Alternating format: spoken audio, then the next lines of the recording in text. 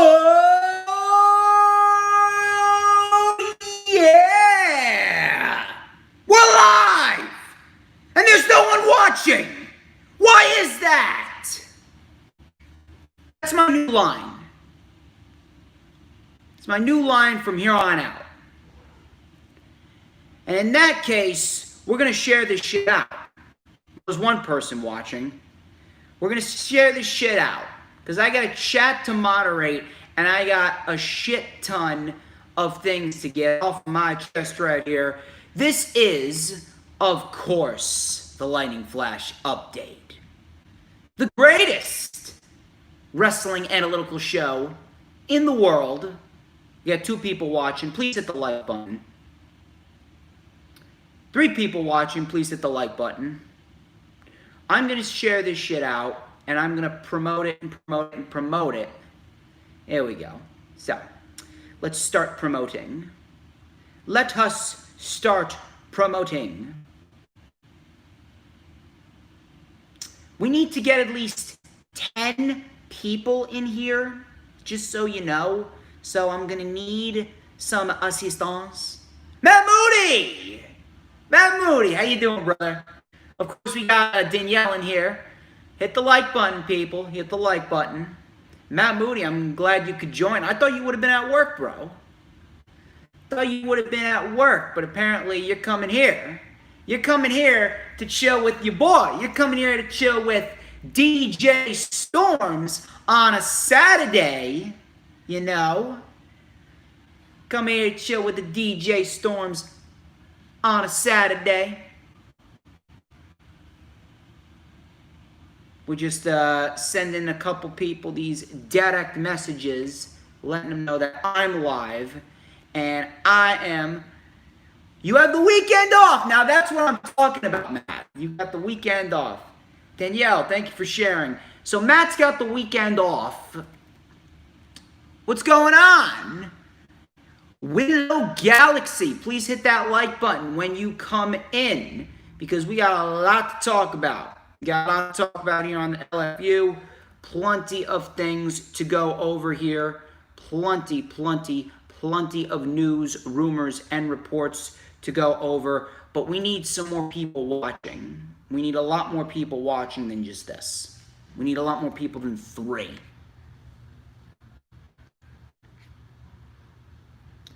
We need a lot more people than 3 watching. See, the fact that there's only 3 watching, that is very, very sinful. That is very, very sinful.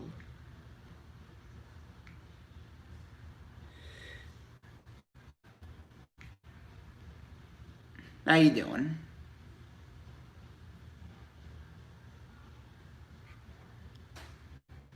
What else do we got over here? Ooh.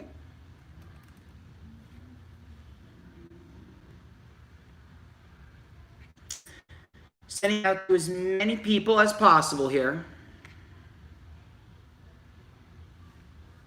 What's going on, Adam? How you doing? Please hit the like button. Adam, my man from Egypt. My man Adam from Egypt. That's right. What else do we got over here? Cool King. Cool King 89707. How you doing? Welcome to the Lightning Flash update. Live, by the way. We are live. Of course we're live. See, DJ Storms is live on YOUTUMB. So, pretty good hanging in there right now. We're going to get started in just a little bit, but I'm going to need you to share out the stream. I'm going to need you to share out the stream. I'm going to need you to promote. Share out the stream. We got to get a lot more people in here than just this. A lot more people in here. We need a lot more people in here. Where's Joe Fo in the ring? I thought Joe Fo in the ring would have been here by now. Where the hell's Joe Fo? Come on. The fact that Joe Fo in the ring ain't here, he's probably on his boat. He's probably on his boat because he actually works. He actually works on a boat cooking for people. Not even lying.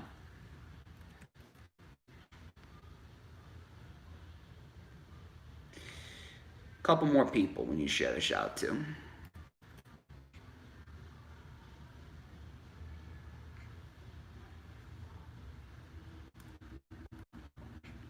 Four people watching so far. I will probably get more people as time goes on.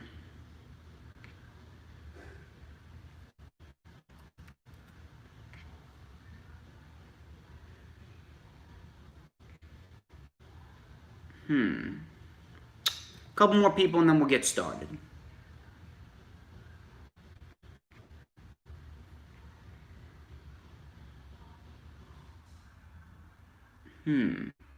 Aha.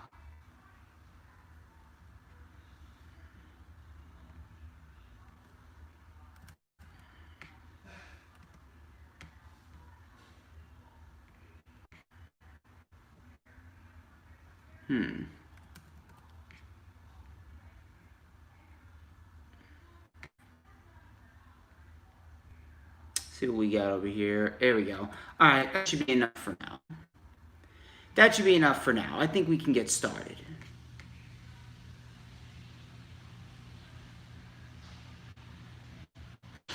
I think we can get started. So.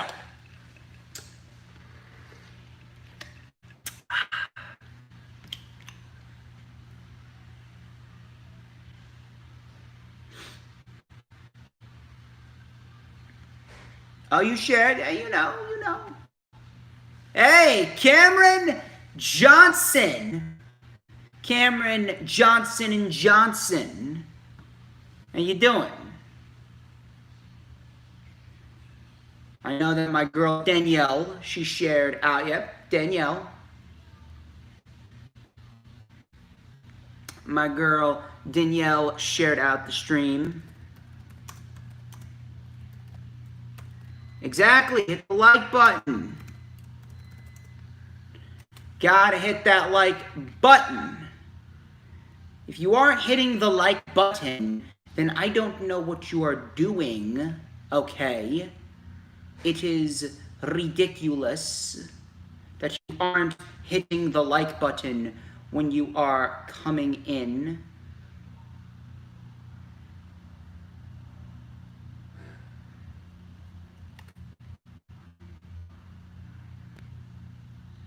Anyway, let's get started. So,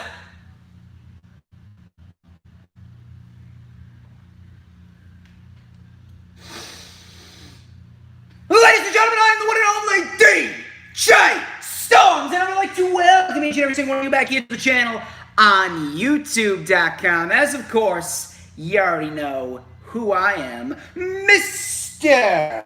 Controversy and the operator of the best damn Twitter handle known.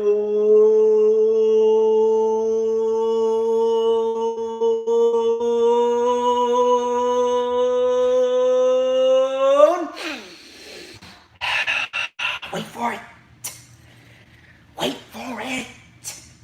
To mankind. This is the official Lightning Flash update for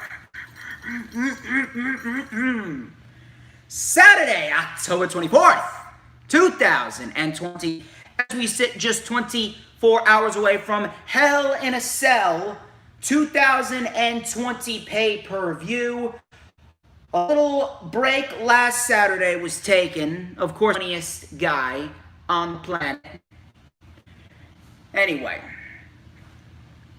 so what we have on tap here is we got a lot of news and rumors on tap.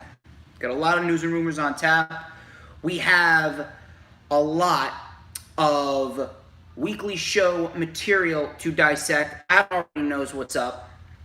But the main issue here, we had a little break last week because I was working. We had a midweek Lightning Flash update last week where I aired my thoughts on the draft. Of course, I returned yesterday with the rundown for Hell in a Cell, specifically with Earl Cole. I will be back for the rewind for Hell in a Cell. That's going to be on Monday afternoon. I have a lot of college work to get done. We're coming down to the wire as my college semester is going to be ending next month. So I am going to have a lot more time. I'm definitely going to have a lot more time to get a lot more content out there. I may do some Periscope live streams. I may very well do some Periscope live streams. I may get some more pay-per-view rewinds out there if I have the opportunity. I didn't do a rewind for Clash. Did I do a rewind for Clash? I don't think I did. I actually don't think I did do a rewind for Clash Champions. Just make sure the connection's good. Sorry if the connection's a little glitchy. But we're still going to have a great time here on the LFU. So first things first, before we get started here, a couple of things are in order. First things first, please follow me on Twitter at HistoryMakerDJS. You'll find out why I am the operator of the best damn Twitter handle known to mankind. Please follow me on Twitter, the Twitter sticks. Follow me on, oh God, where have you been? Jenna, where have you been? I had a feeling that you would have come back at some point. How's work been? You interrupted me right during my usual advertisements and promotions, so I had to say hi to you there. But how you doing? But anyway, follow me on the Twitter sticks at HistoryMakerDJS. You'll find out why I am the operator of the best damn Twitter handle known to mankind. Oh my God, I can imagine, Jenna. I can imagine. They DM me some time. I mean, you do have my number as well. Although I'm not sure if your phone bill is paid off or not. You always have like trouble with that. I don't know. Something with the phone. I don't know.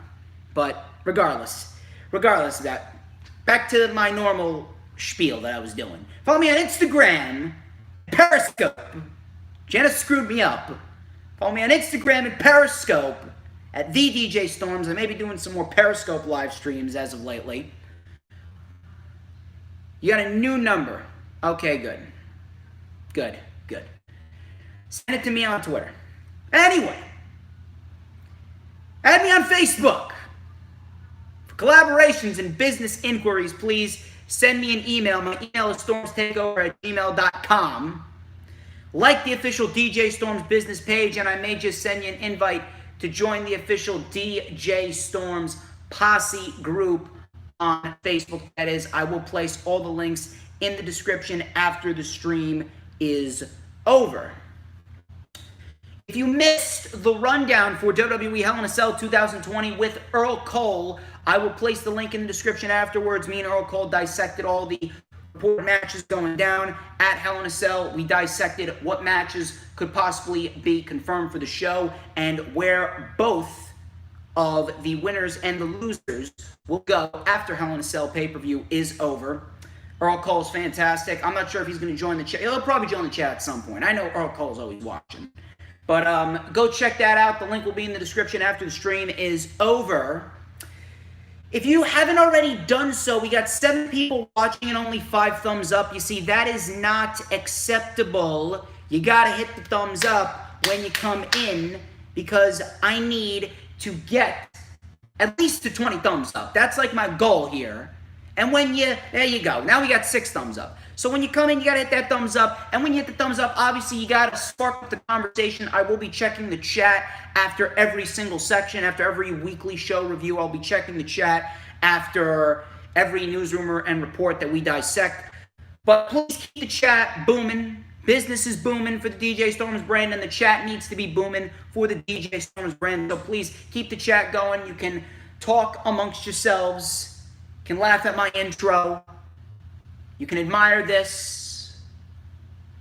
So keep the chat going. And when you keep the chat going, you got to hit the subscribe button. I got goals I want to reach here, so please, of course, Danielle's always lurking. So please hit the subscribe button if you haven't already done so. All right. I got goals I want to reach. So I need you to hit the subscribe button. Become a member of the DJ Storms Posse.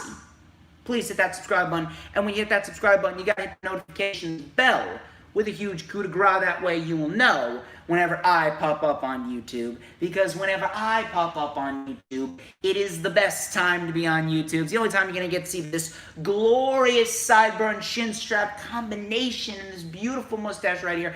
Hold on. Do I have it? I do have it.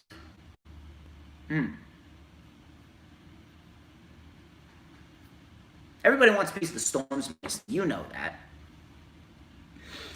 You know that everybody wants a piece of the Storms Meister. Anyway, enough of the self-brand promotions and the advertisements. What do you say we get straight to the news, rumors, and reports here? And we're going to start out, actually, with a report from Earl Cole. Shout out to him. And Earl Cole actually sent me this morning. He sent me a report from Dave Meltzer, the Wrestling Observer newsletter, and it read that apparently Brock Lesnar, I haven't heard that name since WrestleMania, Brock Lesnar is apparently slated to return tomorrow to spark up a feud with Drew McIntyre and get his rematch for the WWE Championship. Now, I'm pretty sure that a lot of you are going to be raging behind your phone screens because this is absolutely inexcusable. This is absolutely ridiculous in every sense of the word, and I'm going to explain why. What it goes to show you is that the WWE is so fucking lazy that they refuse to actually spend some time and effort to build up new stars. If Brock Lesnar returns, then he is going to end up facing Drew McIntyre at the Survivor Series. When in reality, if WWE is so caught up in whatever that they're caught up in, why didn't you just do the Raw vs. SmackDown dynamic at Survivor Series like you've been doing for the last 4 fucking years? That way you have an easy out. You have an easy out for the Survivor Series. You could do Drew versus Roman. You could do the Street Profits versus the New Day. You could do Sasha Banks if she wins the SmackDown Women's Championship versus Asuka. I'd have someone like a Matt Riddle or a Jeff Hardy beat Bobby Lashley because Bobby Lashley versus Sami Zayn, that's really not going to do anything as far as a fun dynamic goes. But you have the Raw vs. SmackDown dynamic, and then you have the Raw and SmackDown women's and men's teams. That's an easy out for the Survivor Series, and then you can spend the next month and a half building up new challenges for your championships for the TLC pay-per-view. By putting Brock Lesnar in there with Drew McIntyre again, that is just showing you how lazy WWE really is, that they refuse to actually spend time to build up new challengers, and the fact that Vince McMahon is using Brock Lesnar as a crutch because he still thinks he's a draw. Oh, here we go. There's a Big 4 pay-per-view coming up. Let's get Brock Lesnar on it in a major match. Let's put him in the main event, whether it's for a championship or not. You see, that's going to end up turning people off. That shit's going to end up driving people away. Matter of fact, Brock Lesnar was the WWE champion on Monday Night Raw leading up to WrestleMania this year. And the ratings were still under 2 million. So if the ratings were under 2 million all those months ago when the pandemic first started, what makes you think that Brock Lesnar is going to end up driving up the ratings above 2 million now? Now more than ever, WWE needs to get their fucking head out of their ass and start building up new talent. Now more than ever. And on top of that, if we get this matchup at Survivor Series between Brock Lesnar and Drew McIntyre, there is a 99% chance that Brock Lesnar is going to end up winning the WWE Championship back. And we're going to be right back in the same position that we were before WrestleMania. You would have undone everything that you just did with Drew McIntyre. All that you built up Drew McIntyre to be this year would have been wasted.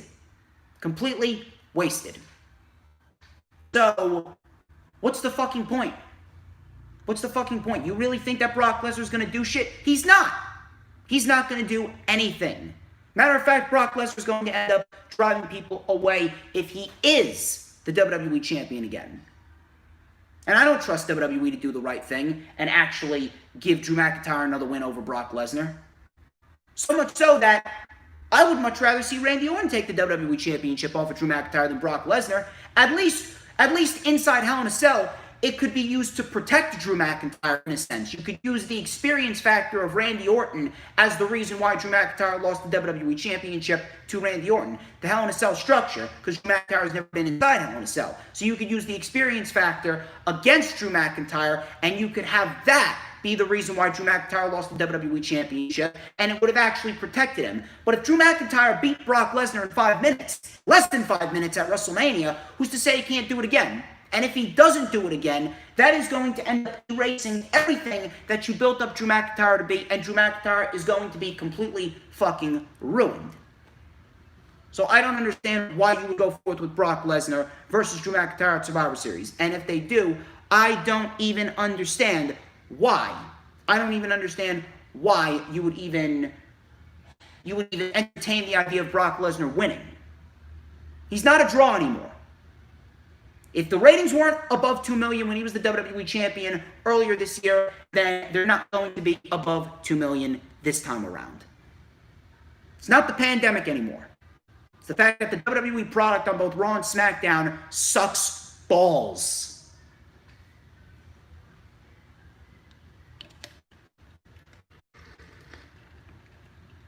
I took a drink, Danielle. Anyway, moving on. Moving on to a report from Mike Johnson of PW Insider. He reported last week that Tino Sabatelli has re-signed with NXT. Fightful Select actually followed up on this report, and they reported that Sabatelli was at the Performance Center recently. He was included on an internal scheduling list at the training facility and ended up appearing at the Performance Center. Now, Tino Sabatelli was actually released. He was actually released. Damn right, Cool King. So Tino Sabatelli was actually released back on Black Wednesday. Now he's apparently re-signed. This is actually going to do wonders for him. Not only for him, but for Riddick Moss. Riddick Moss, we don't know what happened with Riddick Moss, and now he was called up to be Mojo Rawley's bodyguard. He ended up winning the 24/7 championship, and then he was involved on Raw Underground a couple of weeks. He really wasn't going anywhere. Riddick Moss really wasn't going anywhere, and I don't think anyone saw any value in Riddick Moss, if we're going to be quite honest here. I'm sorry for the glitchy quality. I'm sorry. Anyway, so Riddick Moss, like I said, he really wasn't going anywhere. Riddick Moss really wasn't going anywhere. Riddick Moss really didn't have any value on his own. But when he was with Tino Sabatelli in that brief tag team that they had towards the end of 2017, that was actually a decent little partnership that they had going there, to a point where we could actually see them as tag team champions in the future if WWE wanted to go that route. But apparently they both ended up getting injured, and then eventually they quietly disbanded. But Tino Sabatelli is now resigned. If anything, I would have Riddick Moss go back down to NXT and reunite the team with Tino Sabatelli. That way, you could actually work in their favor. You could have both of them go forth and actually be a nice hand in the NXT Tag Team Division, which right now needs a lot of fucking help. The NXT Tag Team Division needs a lot of fucking help. What's going on, One Mighty R? How you doing? But NXT Tag Team Division right now needs a lot of fucking help. And if anything, Tino Sabatelli and Riddick Moss, they could be a nice helping hand in the NXT Tag Team Division. Triple H really needs to start rebuilding the NXT Tag Team Division, especially after Vince McMahon has completely put it on the back burner throughout the course of the entire summer. So right now, this is actually great news, and I would love to see Tino Sabatelli and Riddick Moss back as a tag team in NXT. That would do wonders for not only them, but the NXT Tag Team Division as a whole. Wrestling Inc. has provided an update on why Andrade wasn't drafted. So the site reported that Andrade will be out for the next month because he needs to undergo a minor surgery. The site also reported that he is set for a push. He is set for a push whenever he returns. Now, I actually reported that Andrade actually tweeted out an NXT photo of him and Zelina Vega when he first won the NXT Championship from Drew McIntyre back at TakeOver War Games in 2017. So, if anything, that could very well have a correlation. That could very well have a correlation with what he tweeted following the draft. And if anything, outside of leaving the company, having Andrade go to NXT, that's probably the best route for his career. Matter of fact, I'd love to see Andrade face off against this generation of NXT superstars. I think it would be great. If you think about it, you could have him face Damian Priest, Bronson Reed, and Johnny Gargano again. We can get a rematch from TakeOver Philadelphia. You can have him face Finn Balor, Kyle O'Reilly, Adam Cole. The possibilities are endless. Dexter Lumis, Cameron Grimes. Possibilities are endless. Kushida. Some great fucking matches right there. So if anything, outside of leaving the company, going back down to NXT would probably be Andrade's best route. Going back down to NXT would probably be Andrade's best route, and I would not mind that whatsoever. So sound off in the comments section, sound off in the chat if you would like to see Andrade back down in NXT. So we got another report from WrestlingNews.co. They reported that Vince McMahon expects Becky Lynch to be back by February because he wants to build towards a match with Ronda Rousey at WrestleMania 37. And to be quite honest with you, I really don't see Becky being back by February. Because if Becky's back by February, that means Rollins is more likely than not going to take the next few months off to continue to care for the kid, because his kid is due in December. His kid is due in December. So at this rate, I don't expect Becky Lynch back at all. Matter of fact, I don't expect Becky Lynch back until after WrestleMania 37, to be quite honest with you. But if this is the case, I would not mind this. I would not mind this because I had it in my mind that we were going to get Ronda Rousey versus Charlotte Flair for the Raw Women's Championship at WrestleMania 37. We were going to have Charlotte come back, beat Asuka, and win the Raw Women's Championship, go into WrestleMania 37 as the champion, and Ronda Rousey win the Royal Rumble. But if this is the case, then I would not mind this whatsoever. Matter of fact, if this is the match without a championship whatsoever, and we actually get Becky versus Ronda, that's probably the best route for both Becky and Ronda at WrestleMania 37. And that would actually be a very nice lineup. So if anything, I'd say go forth with it. I'd say absolutely go forth with it. Have Becky Lynch and Ronda Rousey face off without a championship at WrestleMania, and that'll be that. That'll be that. But to be honest with you, I really don't see Becky Lynch back, because if Becky Lynch is back, that means Rollins needs to stay home. And if anything, I think Rollins is going to end up coming back first. I think Rollins is going to end up coming back in time for WrestleMania 37. I really do not see Becky Lynch coming back in time, because at this rate, who do they have to take care of the kid? If they're both working, then someone's going to have to take care of the kid. They're going to have to find someone to babysit the kid. So I don't know. I really don't know. But if anything, Becky and Ronda at WrestleMania 37 is probably the best route for both women. That would actually give Ronda Rousey something to do that doesn't involve Charlotte Flair in a championship, because anything Ronda Rousey and Charlotte Flair related with a championship at this rate is going to be more detrimental than helpful, to be quite honest with you. So we got that. I truthfully hope it has power to have Charlotte Flair and Ronda Rousey at WrestleMania 37 for the Raw Women's Championship. So, moving on here, we actually got a report from Dave Meltzer. He recently provided an update on Big E. Big E, of course, was drafted to SmackDown in the 2020 WWE Draft. He was drafted to SmackDown in the 2020 WWE Draft, and Woods and Kofi were drafted to Raw. So Dave Meltzer actually provided an update on Big E's singles run. Now, he stated, and I quote, "Perhaps the most talked about aspect of the draft," specifically he was talking about, "was the split up of the New Day, with Kingston and Woods moving to Raw as tag team champions and Big E staying a single. The idea is to get Big E away from the act and make him more serious for a singles push.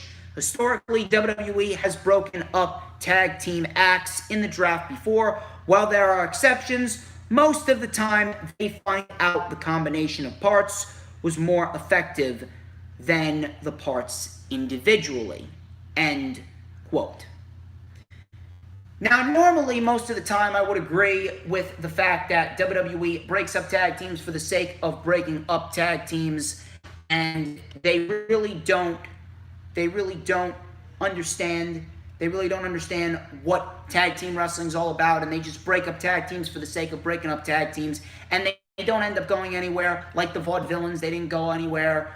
Enzo and Cass separately didn't go anywhere. The list goes on and on. They didn't go anywhere. But as far as the New Day goes, it's actually quite the opposite, because not a lot of people are going to... As a matter of fact, I don't think I've heard anyone talk about this, and this shit needs to be said right here. This needs to be said. The New Day were together for 6 years. They should have only been together for half of that. The New Day, realistically, should have broken up after their feud with the Usos in 2017. That was the last stand as far as the New Day goes. Outside of that, after that, the New Day became nothing but a detriment to the tag team division. And not a lot of people are going to acknowledge this. The New Day became more of a liability. The New Day became more of a detriment than an asset. They became more of a minus than a plus. Because for the next 3 years, the WWE decided to give the New Day tag team championship reign after tag team championship reign every few months, taking opportunities away from other teams that should have been in that spotlight. Teams like Sanity, teams like Heavy Machinery, teams like the Lucha House Party, teams like Enzo and Cass, teams like Rusev Day. All of those teams shafted. So the New Day could become 5-time tag team champions, 6-time tag team champions, 7-time tag team champions, 8-time tag team champions. Over and over and over and over again. Hampered down the tag team division and was detrimental to the tag team division. The New Day were not only detriment to the tag team division, but they were actually detriments to themselves. The New Day were actually detriments to themselves because the gimmick and the faction in itself actually held back those three individuals from doing what they could do singles-wise. They aren't even a real faction.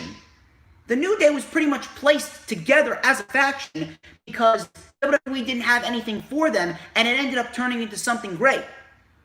Realistically speaking, they were all singles guys. Xavier Woods was a singles guy. Big E is a singles guy. Kofi was a singles guy. They were never faction guys. The faction was thrown together, and it ended up turning into something great. Kofi Kingston and his WWE Championship reign, there were two reasons why his WWE Championship reign sucked. Number one was the fact that they didn't give him credible challengers, but WWE never gives anyone of their champions credible challengers. I mean, just look at Drew McIntyre's WWE Championship reign. Outside of Randy Orton at SummerSlam, every single challenger that Drew McIntyre hasn't been a credible challenger, but at least Drew McIntyre carries himself like a WWE champion. The New Day gimmick actually hampered down Kofi Kingston's WWE Championship reign. I don't give a shit who you are. I don't give a shit what position that you have in the wrestling industry or the wrestling community. The New Day gimmick is not a gimmick for a world champion. You can be entertaining, you can be charismatic, you can be energetic, but if you don't have a serious sense of focus and determination, you are not going to be clapping, the pancake flinging. That is not what a world champion is supposed to be about. And that is part of the reason why Kofi Kingston's WWE Championship reign sucked. Because they constantly put the gimmick, no worries, Danielle, no worries. They constantly put the gimmick in the spotlight and constantly use that gimmick. And they continued to push Kofi in this New Day role. And they failed. They absolutely fucking failed. Because that gimmick is not a gimmick of a world champion. And I would say the same thing. I'm saying the same thing about Otis. I'm still wondering why Otis even won Money in the Bank in the first place. If Big E goes on a singles run with that New Day gimmick, then that is ultimately going to end up putting Big E in the exact same position as Kofi was in. And it's going to make Big E's WWE and or Universal Championship title reign meaningless. It's going to make that title reign a waste of a fucking title reign. Because he's not booked with a sense of determination and focus. Dolph Ziggler viciously attacked Kofi Kingston. Samoa Joe threatened Kofi Kingston's brothers and family. And he's out there still pancake flinging, hip gyrating, skip clapping. That's not what a world champion is supposed to do. Fun-loving, crazy gimmicks like that are not the gimmick of a world champion. So if anything, this is great. This is great that Big E is actually going to branch out and he's going to branch away from the New Day gimmick. Because realistically speaking, could you imagine what Big E Woods and Kofi Kingston could do on their own? And do not give me the bullshit of, oh, what about the merch sales? What about the PR? What about public relations? The New Day isn't the only faction. The New Day aren't the only people that you could put out there for public relations. Please.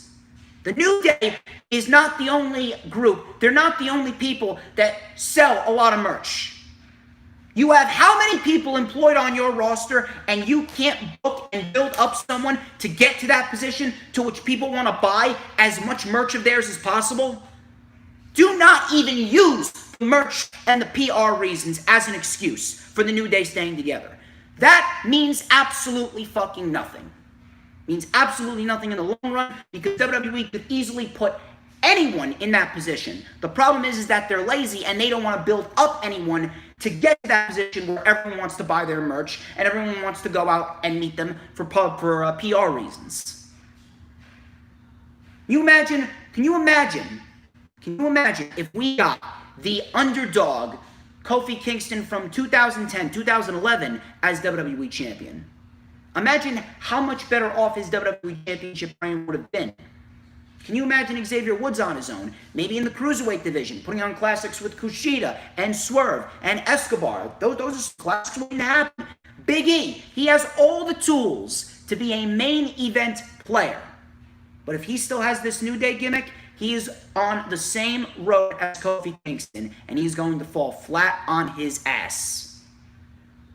So this is great. This is great, and I do hope to see a new serious transformation for Big E. So that's actually a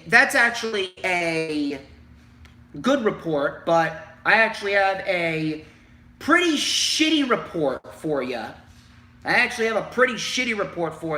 And you're not really going to like this one. Apparently, according to a report from Inside the Ropes, Vince McMahon still thinks there is money in Bill Goldberg. And we got at least 4 or 5 more matches left for Bill Goldberg. Oh, trust me, a rant's fucking incoming. So, here's what the site stated. We're also told Vince McMahon couldn't care less what anyone thinks about him using Goldberg, and the head honcho still believes there is value in the Goldberg name. One might argue that lessens every time the 53-year-old performs, but McMahon appears locked in to use Goldberg for a few years yet. End quote. And they wonder why the ratings are in the shitter.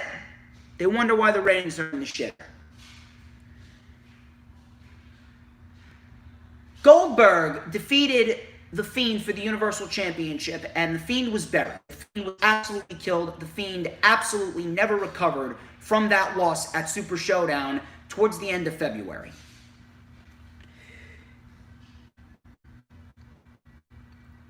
And you're telling me, after that happened, and you saw the backlash on social media, so much so that a lot of people actually stopped watching, so much so that you could actually take a look at it in the ratings.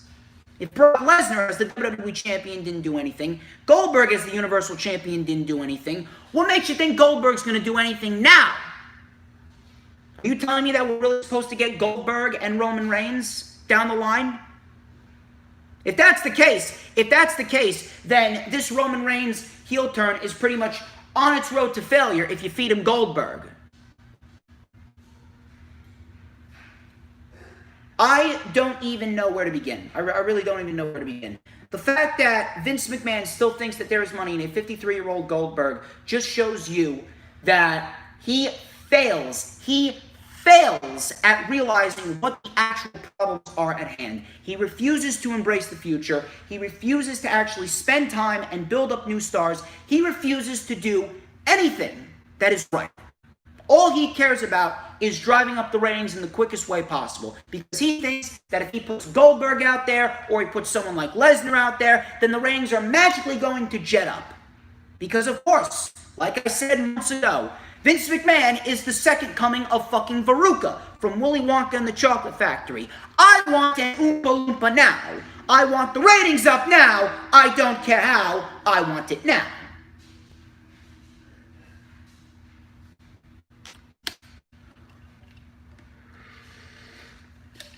It's his fucking name. Vince, don't care how. I want it now. McMahon.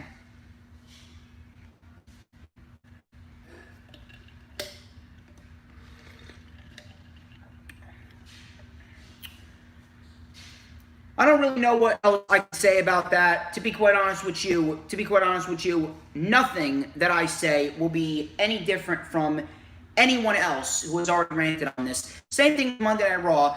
Monday Night Raw, trust me, I got a lot of shit to say about that, but apparently it was pretty much confirmed by Ringside News that Bruce Pritchard doesn't have a solid plan for how he runs Monday Night Raw and SmackDown Live. Matter of fact, he doesn't even ask any questions for Vince McMahon, and he just goes along with whatever Vince McMahon says. So, right then and there, it just proves to you that Bruce Pritchard is Vince McMahon's #1 cocksucker, and I know that there's people watching me. Trust me, I know that there's people watching me. I know that someone somewhere is watching me, and someone somewhere hears everything that I say. So I'm going to tell you, and I'm going to want you to deliver this. Whoever's watching me, I want you to deliver this message directly to Bruce Pritchard. Bruce Pritchard, you are a cancer to the wrestling industry. You are an absolute cancer.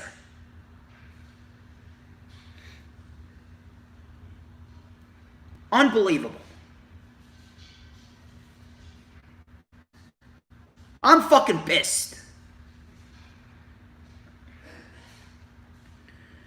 Moving on to my final report, and then we're going to get into the weekly show reviews. Thank you for the thumbs up. So according to Dave Meltzer, and as you can see by the title of the video, because according to Dave Meltzer, by way of Cultaholic, Raw Underground is officially canceled. The company reportedly is worried about there being another COVID-19 outbreak, especially with them being invested as a COVID-19 hotspot.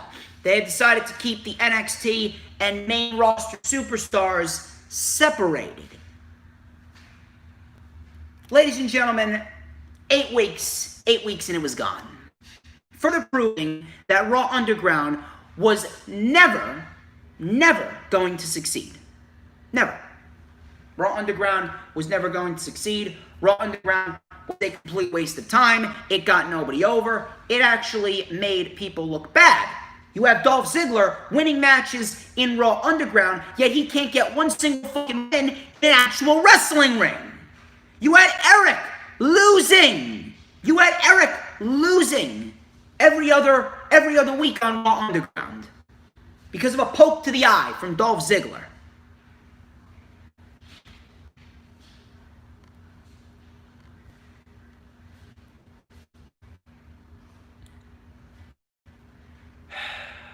I don't even know what else I could say about that. The only thing that I really do want to rant a little bit on is how pathetic it is that WWE canceled it because of worry of another COVID outbreak, and they didn't cancel it because of the fact that it wasn't doing anything to enhance the show.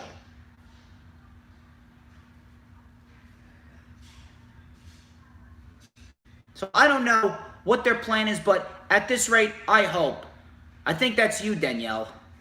At this rate, I really do fucking hope that Raw Underground does not come back, even when COVID ends. I really hope that it doesn't come back. I'm glad that it got canceled.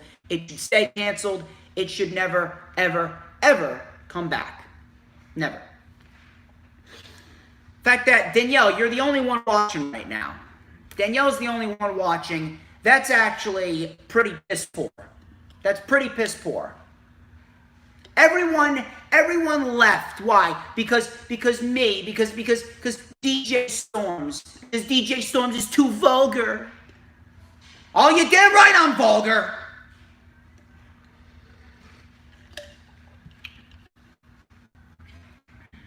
Anyway.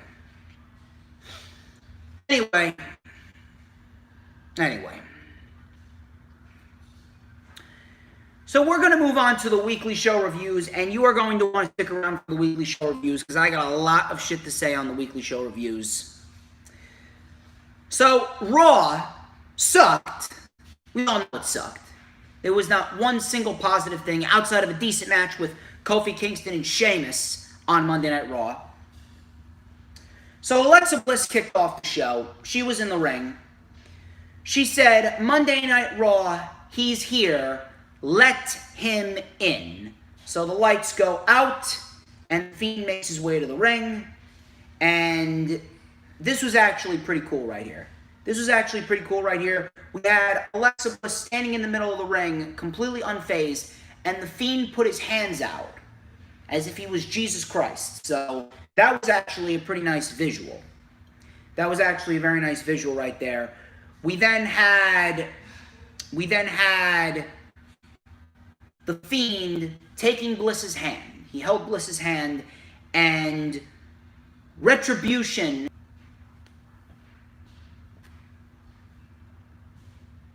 There we go. We're back. So, here's the kicker. Retribution, they got theme music. Retribution got theme music. Think about that. So, the unpredictable group of vigilantes that want to take down the WWE system. So, they got their own logo. They got their own contracts. And now they got their own theme music. How long before they get their own t-shirt?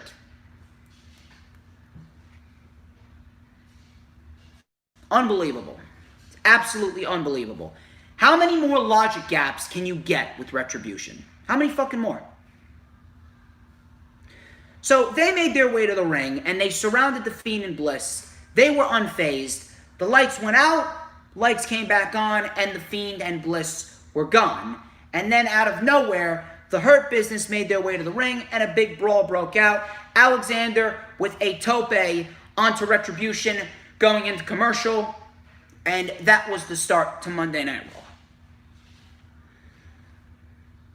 That was the start to Raw. Made absolutely no sense whatsoever. What was the point of even having The Fiend and Bliss come out there if all you were going to do was have Retribution come out, interrupt them, and you weren't even going to start anything? You just have The Fiend and Bliss come out there for the sake of them coming out there. And don't even get me started about what happened later on, because I got a rant coming on what happened later on. So the Hurt Business make their way out to the ring, and now we get an 8-man tag. It was actually supposed to be Mace, or Disgrace, as I call him. It was supposed to be Disgrace versus Montel Vontavious Porter, but they changed it last minute to an 8-man tag. And I don't even know why, to be quite honest with you. I don't even know why, when the Survivor Series is literally a month away and you couldn't wait a month to do the Hurt Business versus Retribution. Really? You're just taking mental notes. Yeah, I know. I know, Danielle, I know. So we get this 8-man tag, an illogical 8-man tag, that couldn't wait until Survivor Series, surprise, surprise. WWE impatient, so they waste shit away on free television because that's all that they can do. That is all that they can do. So the unpredictable group of vigilantes with their own theme music, their own contracts, and their own logo. They get an 8-man tag team match here. We have Mace getting planted with a spine buster by Bobby Lashley. Lashley then hit a spear on T-Bar, but Ali broke it up. Lashley tried to go after Ali, but Mace saved him. T-Bar, or T-Balls, as I call it, T-Balls. Bruce Pritchard sucks on Vince McMahon's T-Balls. T-Balls! Play a game. Play a game. Go get the T-Balls. So T-Balls, he saved Ali. T-Balls was then locked in the Hurt Lock, and T-Balls taps out. Lashley applied the Hurt Lock on T-Balls, and T-Balls taps out in 5 seconds. 5 seconds. He did not even put up a fight. 5 seconds, and T-Balls taps out. And if that wasn't bad enough,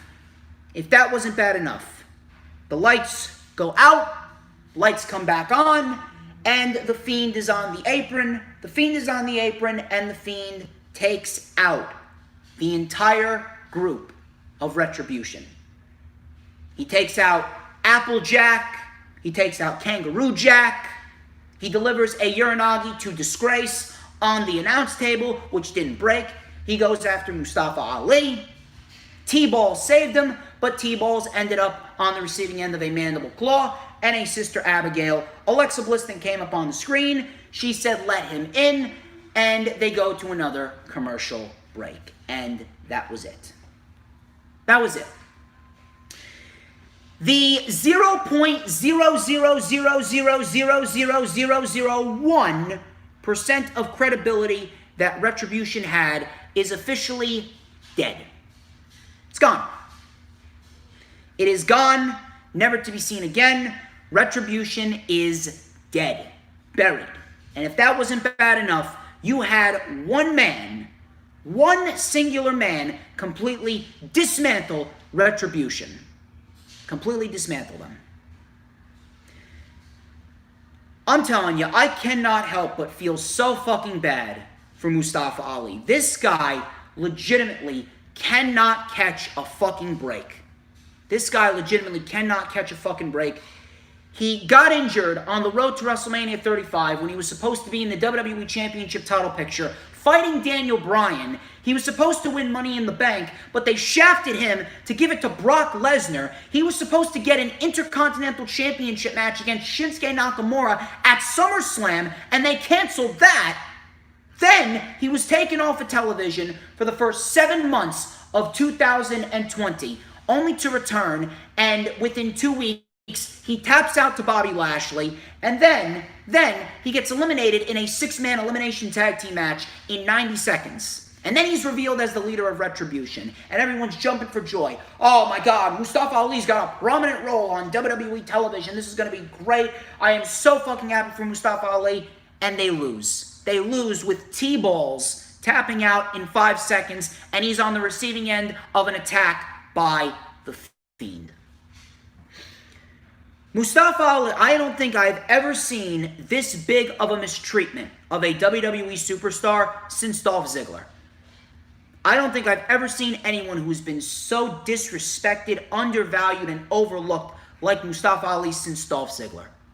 This man legitimately cannot catch a fucking break. It doesn't matter where this guy turns, he is constantly fucking chat. Look, and even something's going wrong with Hell in a Cell playing in the background.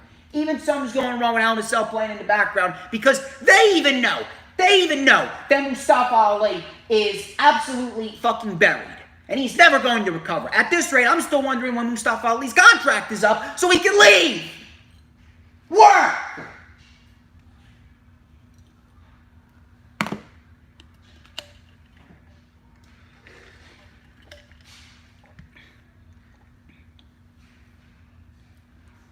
Moving on. Retribution is dead. They would be better off. They would be better off just completely disbanding the group. And you know there's some people that actually brought this to light. Whoever is touched by the Fiend is changed, right? At this rate, I hope that they do play up into that. Since The Fiend apparently touched all members of Retribution, he attacked all members of Retribution, I would have Retribution just completely disband and go back to being their normal characters. Matter of fact, I would not even unmask them. I would just have them quietly disband, go off of television, and then return under their real names. Dominik Dijakovic should go back down to NXT. Mia Yim, she can go on the SmackDown Live Women's roster. Dio Madden, I don't care where Dio Madden goes. Mustafa Ali, I would actually build him up to take the title off of Bobby Lashley. So I do hope that they play up into that storyline and The Fiend changes Retribution and Retribution just quietly disbands because the group is dead. They have no credibility. They have absolutely no legitimacy whatsoever. They are done. Done. So then we had AJ Styles coming out with Shane McMahon's old Raw Underground bodyguard. I don't know what his name is. Jordan something. I can't pronounce his last name. Jordan something. Styles says that Monday Night Raw finally drafted a true leader. He said that the redemption of Raw was the return of the prodigal son. He talked about his victory last week before Riddle came out. The referee then asked Jordan something, I can't pronounce his last name, to leave the ring. The ref started counting. Jordan stopped him. The ref pretty much begged him to leave the ring. Jordan ended up leaving the ring, and we got the match between Styles and Riddle. Decent match. Really nothing groundbreaking. Really nothing overwhelming. It was a decent match, but it's really nothing that anyone's going to go back and rewatch. Riddle kept the offense on Styles. Styles kicked Riddle in the back to stop the Broton. We had both men trading strikes and moves back and forth. Styles with an Ushigoroshi for a 2. Fisherman Buster by Riddle for a 2.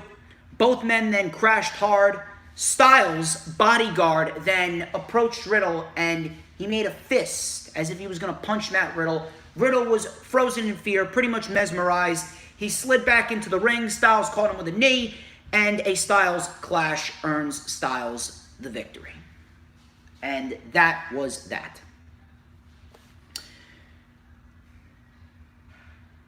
I don't even know where to start with this. First off, why is Matt Riddle not being built up? Why is Matt Riddle not being built up to be a United States champion? Why is Matt Riddle not being built up to be a WWE champion? Why? Because some random bitch is suing him and the WWE for $10 million? Well, what's her name? Candy Cat Right, Candy Cunt Right? I don't give a shit. No disrespect, but the bitch ain't important enough to remember. Is that really why they're not pushing Matt Riddle? Velveteen Dream still has a prominent role on NXT, and the dude's a fucking pedophile. Lars Sullivan is sending inappropriate pics to his yoga instructor, but yet he's beating Jeff Hardy, guys like Jeff Hardy, former 5-time world champions, in 4 minutes. No reason, just because Candy Cunt-Right is suing Matt Riddle, no reason why he should be losing. And on top of that, why does AJ Styles need a bodyguard? He's AJ fucking Styles. He's been doing everything on his own for the last 4 years. All of a sudden, now he needs a bodyguard. Do you realize how much that diminishes the credibility of AJ Styles? What the fuck are you doing?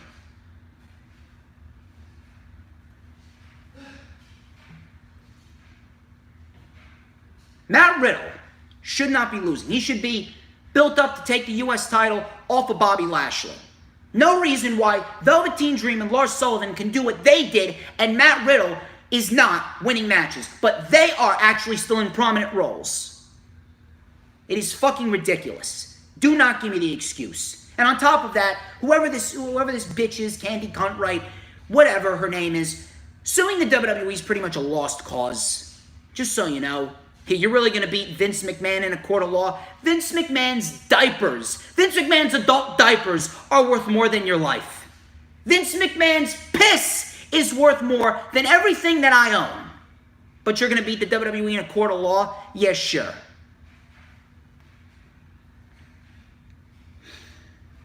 Lana versus Asuka. Raw Women's Championship. This match went 2 minutes. 2 minutes. They went back and forth for 2 minutes. Asuka locked in the Asuka locked, and Lana tapped out immediately.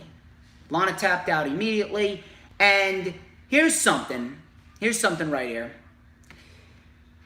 You want to know how petty WWE really is? You want to know? You want to know how petty WWE really is? The moment that Lana tapped out, the moment that the match ended, literally a split millisecond after the match ended, Nia Jax's music hit, and I knew exactly what was going to happen. It's like Vince McMahon was literally in the production truck, breathing down Kevin Dunn's neck, saying, oh, you're going to wait. You're going to wait as soon as Lana taps out. As soon as that bell rings, I want you to press the button because Nia Jax is going to come out and Lana's going through the announce table for the 5th time. That is how petty. It's like he couldn't wait for the match to end. It's like he could not wait for the match to end so he could get Nia Jax out there to put Lana through a table.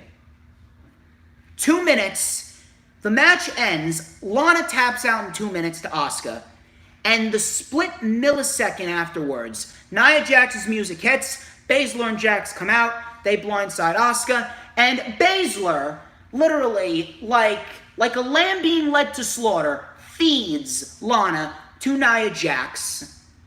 Nia Jax puts Lana on her shoulders. There you go. We got King Seth. How you doing? I'm ranting on Lana right now. Or I'm ranting on Vince McMahon putting Lana through a table. So Baszler literally feeds Lana to Nia Jax. Nia Jax picks up Lana and Samoan drops her through the announce table for a 5th time. I'm telling you, I don't think I have seen anything this blatantly petty in my fucking life. This has got to be even more petty than what happened with AJ Lee 6 years ago when Brie Bella kissed her and Nikki Bella won the Divas Championship within 25 seconds at Survivor Series of 2014. This is the most blatantly petty shit I think I've ever seen. How many more Raws are left in 2020? How much? We got like 9 weeks? 9 weeks left? Guarantee you Lana goes through a table every single week for the rest of the year. I'd be shocked if Lana's still not going through tables next year. So Nia Jax, Samoan drops Lana through a table for a 5th time. Baszler and Asuka were fighting in the ring. Asuka was able to fight off Shayna and she got away. And that was that. So if you're going to have Shayna Baszler and Nia Jax, Shayna Baszler and Asuka feud, get the women's tag team titles off of Shayna Baszler and Nia Jax. Just give them to Mandy Rose and Dana Brooke. Or at this rate, burn them in hell. You're going to Hell in a Cell tomorrow, right? Burn them. Send them to hell. Who gives a shit? They're worthless. So, Nia Jax and Baszler, they were in the ring. Nia Jax says after watching that replay, she says that teamwork is what she uses to describe what she just saw. Baszler said she would use a better word like dominance. So Shayna said that it doesn't matter what they say, it matters what they do. She says that we own the women's tag team titles. That means we own both the Raw and SmackDown women's divisions. And Nia Jax dared anyone to refute that. So then afterwards, we had Dana Brooke and Mandy Rose coming out. We had Lacey Evans coming out. Peyton Royce then came out. So we got a makeshift tag team with Lacey Evans and Peyton Royce. I'm still wondering why you even broke up the Iconics to begin with if you were just going to give us Peyton Royce and another tag team, this time with the sassy southern waste of a payroll, Lacey Evans. And then the Riot Squad came out, but they were drafted to SmackDown. So we get an impromptu Fatal 4-Way tag team match. I did not take any notes on this.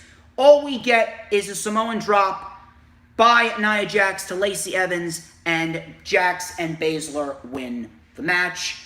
Lacey Evans took the pinfall, rightfully so. I don't understand what the fucking point of this match was. The Raw Women's Division sucks. The tag team champions win.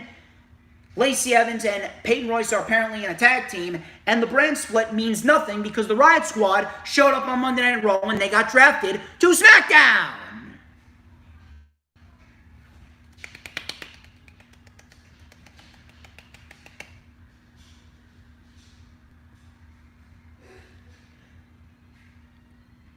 So, After that, we had Elias coming out. His unforgettable concert was about to start. I wish I could have forgot everything that happened on Raw, but I took 25 fucking pages of notes, not only on Monday Night Raw, but every single fucking Wrestling Weekly show this week.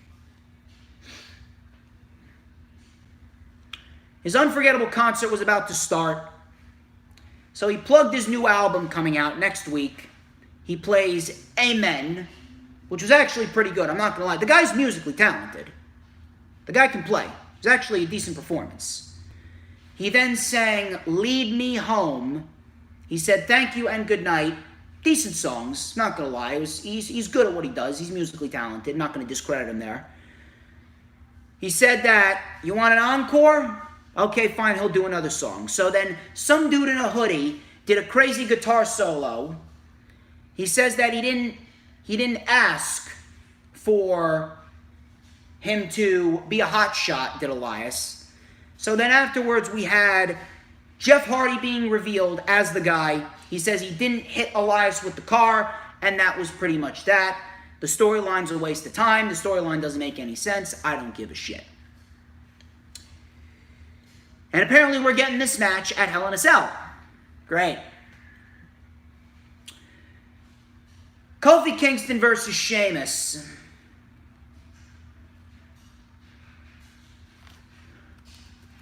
So, what the hell? I'm trying to promote. Come on. So we have Woods and Sheamus going back and forth. Kofi actually went back and forth with Sheamus as well. We had a few words going back and forth between all three men before the show started. So after that we eventually get the match. We get the match. And I'd be lying to you if I told you that I paid attention to anything that was said before the match. But the match itself, decent match, nothing too special. It was probably the best thing on the show, to be quite honest with you. We had Sheamus planting Kofi face first on the apron, going into commercial. Kofi came back with a stomp to the chest, jumping clothesline, and a boom drop. Kofi was caught in midair. We had a spinning side slam, connecting for a 2. Sheamus then locked in the cloverleaf. Kofi ended up reversing it. Kofi went for trouble in paradise, but Sheamus caught him with an Alabama slam. Kofi then with a Russian leg sweep from the top for a 2. Kofi with the trouble in paradise, and Kofi gets the win here against Sheamus. Decent match, probably the best thing on the show. The only positive thing on the show, to be quite honest with you. And that was pretty much that. Kofi Kingston wins, decent match. And that's all we can pretty much say. Who are Kofi and Xavier Woods going to defend the tag team titles against? I got no fucking idea. To be quite honest, I don't care. Because WWE doesn't care. So if WWE doesn't care, why should I care? So after that, Hannah, yeah, I know, I saw you. I actually retweeted you. So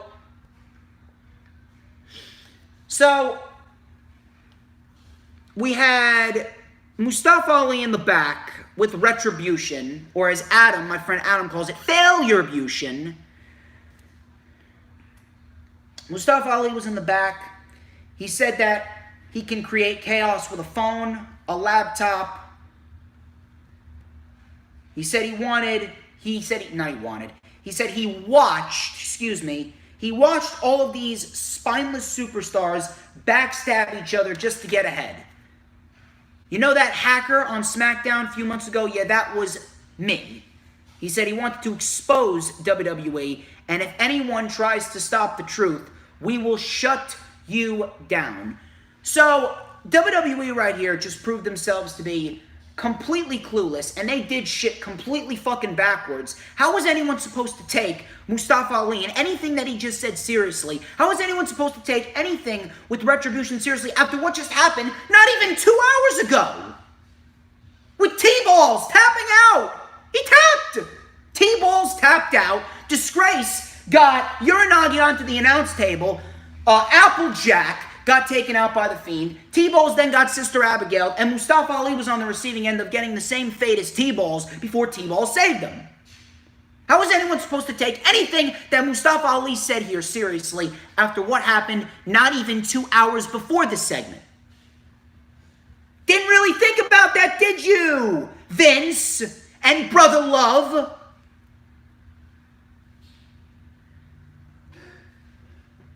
Titus O'Neil.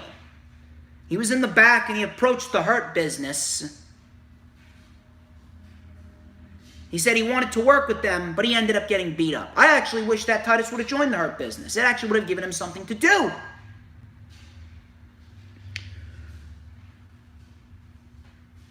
So, earlier in the night, we had Tucker being approached by Miz and Morrison. Tucker was being approached by Miz and Morrison challenged him to find a tag team partner. So Tucker came out and he introduced El Gran Gordo, which in Spanish translates to the big fat man. I kid you not. Exactly. I looked it up. Matter of fact, I didn't look it up. I saw it on Twitter because my man Joseph Conlon, shout out to him. Joseph Conlon actually tweeted out what El Gran Gordo actually translated to, and it translated to the big fat man. That's what Vince McMahon apparently thinks of Otis. That's what Vince McMahon finds humorous. Fat jokes. The big fat man. Otis in a lucha mask. So he came out. Tucker said, introduce yourself. So Otis goes, Si, Senor Tucky, yo soy El Gran Gordo. So Miz went on a rant. He went on a rant on Otis and how he separated him and Mandy and Tucker. He said you can put a lucha mask on a pig, but it's still a pig. So we had a big brawl breaking out. We actually had Tozawa and the Lucha House Party running out here during the match, chasing the 24/7 championship in R-Truth. Then we had a Caterpillar and a Vader Bomb for the win by El Gran Gordo, the big fat man, Otis. And yet you wonder why the ratings are in the shitter. But the brand split actually means something. Why did you even split up Heavy Machinery? We had the Firefly Funhouse. Wyatt says that he can't wait to make some new friends on Raw. We're already off to a great start. He replays what happened earlier in the night with Retribution. He says that it's all a part of having fun. Wyatt then promises to be a better friend to Rambling Rabbit. Mercy the Buzzard then ate Rambling Rabbit again. I mean, come on, like at this rate, Mercy the Buzzard eating Rambling Rabbit is equivalent to Lana going to a table every single week. He answered the door, and Alexa Bliss became the newest member of the Firefly Funhouse. Bliss says our fun is just getting started, and that was that. That was that. And then we go into Braun Strowman versus Keith Lee. Braun Strowman, he took a page out of Shinsuke Nakamura's playbook from 2018. He was getting up and he headbutted Keith Lee in the balls, gave him a big boot, and beat Keith Lee in 3 minutes. And then afterwards, Keith Lee low-blowed Strowman afterwards. Keith Lee is buried. Keith Lee's buried, and I never use that term. I never use that term. I never try to use that term. I never purposely try and put forth that term because I really don't want to come off as one of these internet smart marks or whatever the fuck you want to call them. But Keith Lee is done. Keith Lee's absolutely done. At this rate, I don't even think winning the Royal Rumble will help him. And to be quite honest with you, I actually think that they're probably going to confirm another Keith Lee-Braun Strowman match for Hell in a Cell tomorrow. Great! So we get to see it a third time. How many low blows are we going to get this time? Main segment before we get to AEW Dark, which was actually, it was like 16 matches. Pretty overbearing, to be quite honest with you, but it was still a hell of a lot better than what we got with Monday Night Raw. So Randy Orton, he came out, he stepped inside the Hell in a Cell, which was already lowered. He ran down his history throughout Hell in a Cell, talked about beating John Cena here, torturing Jeff Hardy there. But he talked about earning The Undertaker's respect. Drew then came out. Orton then taunted Drew McIntyre from inside the cell, which was locked, actually. Drew could not break in. Drew then pulled out some bolt cutters from behind the barricade, clipped them. He stepped inside. Orton got a chair. He shut the door, and Raw went off the air. And that was pretty much that.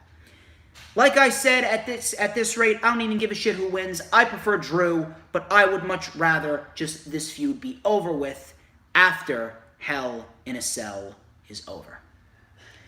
And that was Monday Night Raw. The worst show of the week.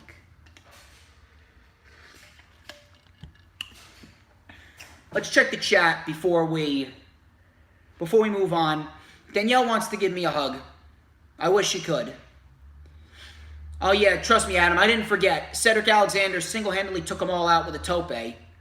Adam, you feel sorry for Dominik Dijakovic? I feel sorry for Dominik Dijakovic. Oy vey. Oy vey.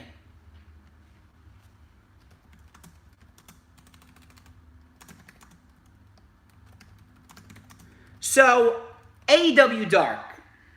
We got AEW Dark. AEW Dark. We had 16 matches on AEW Dark. It was actually pretty stacked.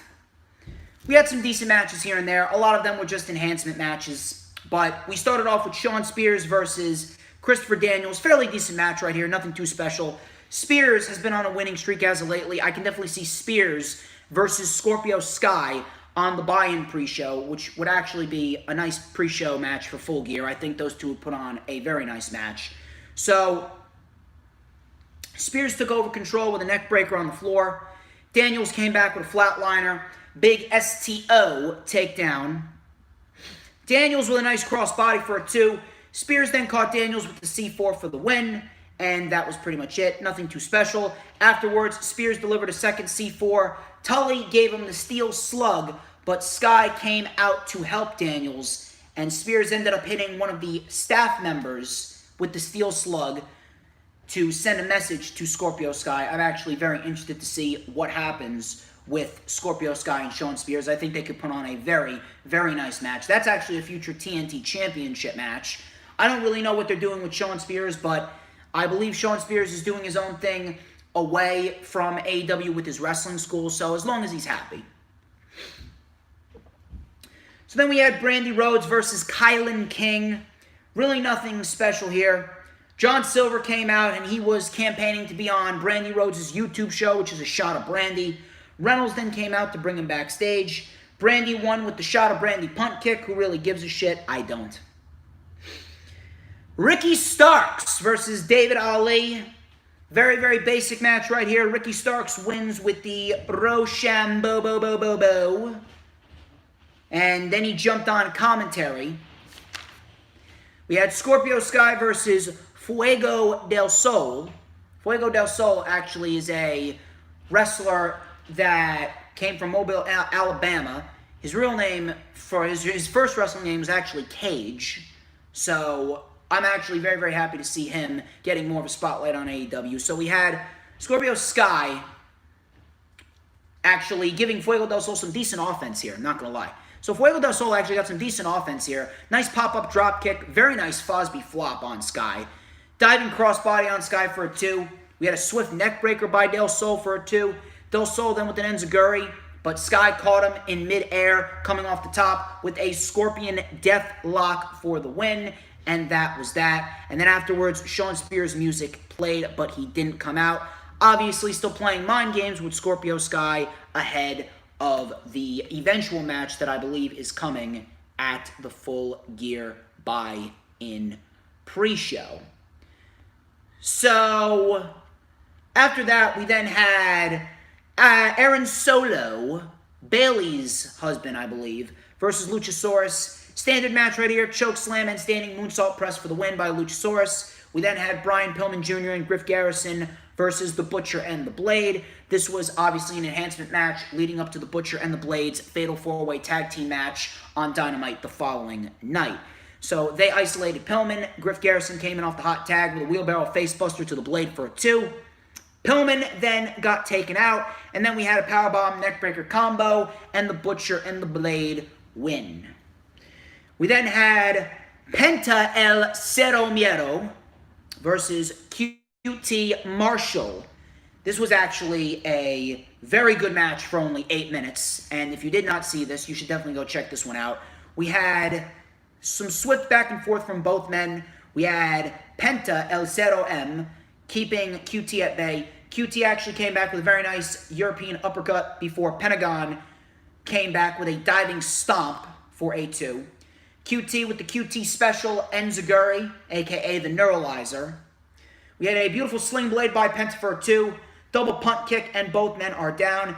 Kingston came out, and he said he had a surprise for QT, and he brought out the bunny, obviously playing up the storyline that Allie and QT had, the romantic budding relationship that they had earlier throughout the summer, but apparently they brought the bunny back to The Butcher and The Blade. So Penta then with a pump handle driver for a 2. Nxt Uk driver by QT for a 2. Pentagon with the Canadian Destroyer on the package pile driver for the win. And Penta El Cerro M gets the win going into his match on Dynamite against his brother Rey Fenix. Very, very good match for 8 minutes. Possibly the match of the night. No problem, Danielle. Go charge it up. I'm going to be here for another 2 more hours at least. We then had Jungle Boy versus KTB. Jungle Boy versus KTB. We had Jungle Boy winning with the diving double knees to the gut. Ivelisse and Diamante versus Kenzie Page and Skylar Moore. We had a parallel snapmare into the kick by Ivelisse for the win. Nothing too special there. Bishop King took on Colt Boom Boom Cabana. Colt Cabana won with the Superman pin. We then had Adam Priest versus Alan Five Angels.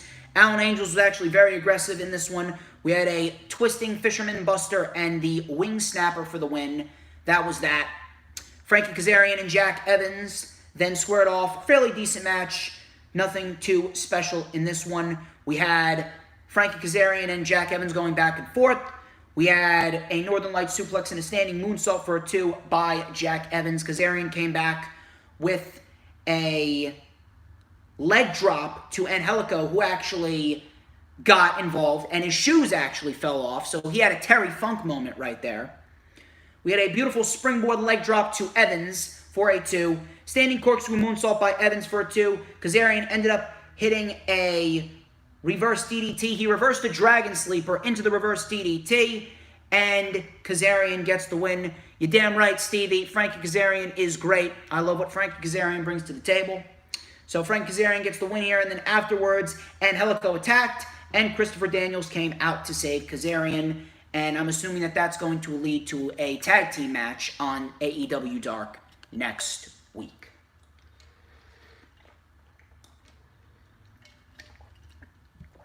So we then had Louis Val, Baron Black, and D3 versus the Dark Order. Dark Order win with what Taz is calling the Pecker Dipper.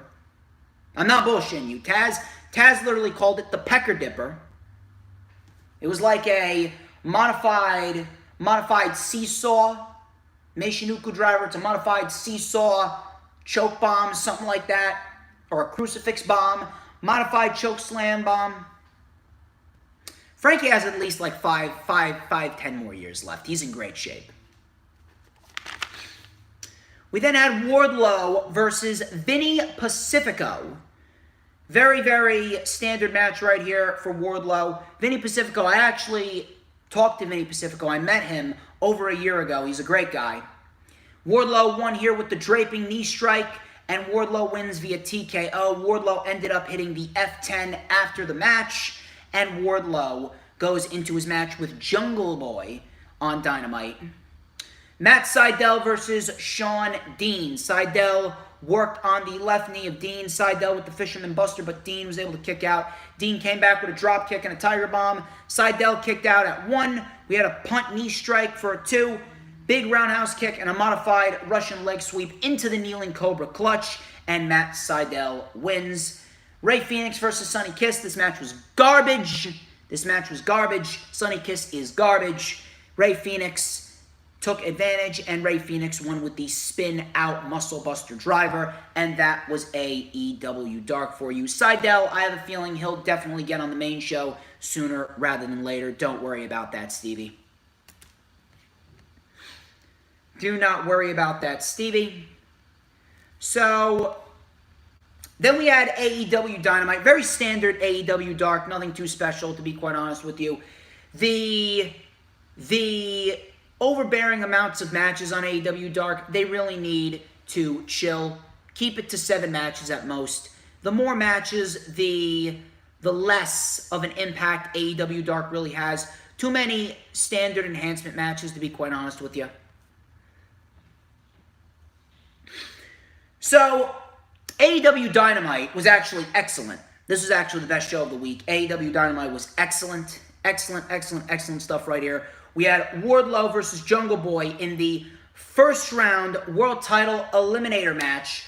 Wardlow and Jungle Boy, this is actually a damn good match for only 8 minutes. They work very, very well together here.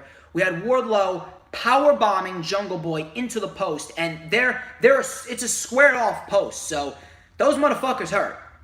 Those motherfuckers hurt right there. It was a squared off post. So we then had Jungle Boy mounting a comeback with a big suicide dive and a tornado DDT.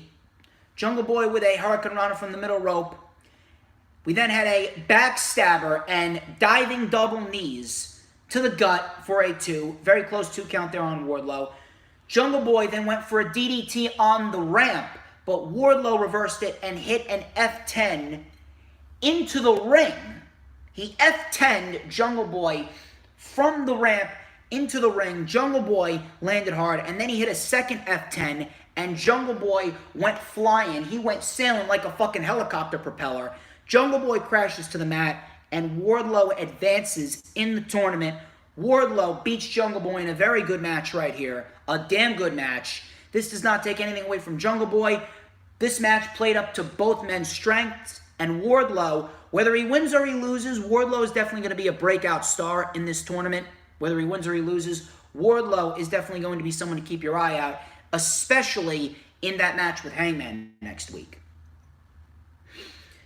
We got Jon Moxley versus Eddie Kingston, confirmed for Full Gear in an I Quit match for the AEW World Championship, which is great. And you know something? I don't even care if this was the original plan or not, but I am loving what they are doing, and I love the fact that they played up the fact that Eddie Kingston never said I quit, he never tapped out, and now Jon Moxley is going to have to make him say I quit at Full Gear. So this is going to be some great shit right here. Moxley then cut a promo, and he said he's going to beat Eddie Kingston until he gets his friend back or he ends him. He writes, I quit in his blood. I don't know about that. Seems a bit extreme, but we'll find out, bro. Welcome back, Danielle, by the way. Sonny Kiss versus Kenny Omega. First round world title eliminator match. Kenny Omega got a new entrance where Justin Roberts literally wrote down all of his accomplishments. He wrote down all of his accomplishments. He said all of his accomplishments, and Kenny Omega came out with Japanese girls in bikinis, and he was just flamboyant and charismatic as ever. This match literally lasted 10 seconds. V-Trigger and a one-winged angel in 10 seconds. Ladies and gentlemen, the Cleaner is back.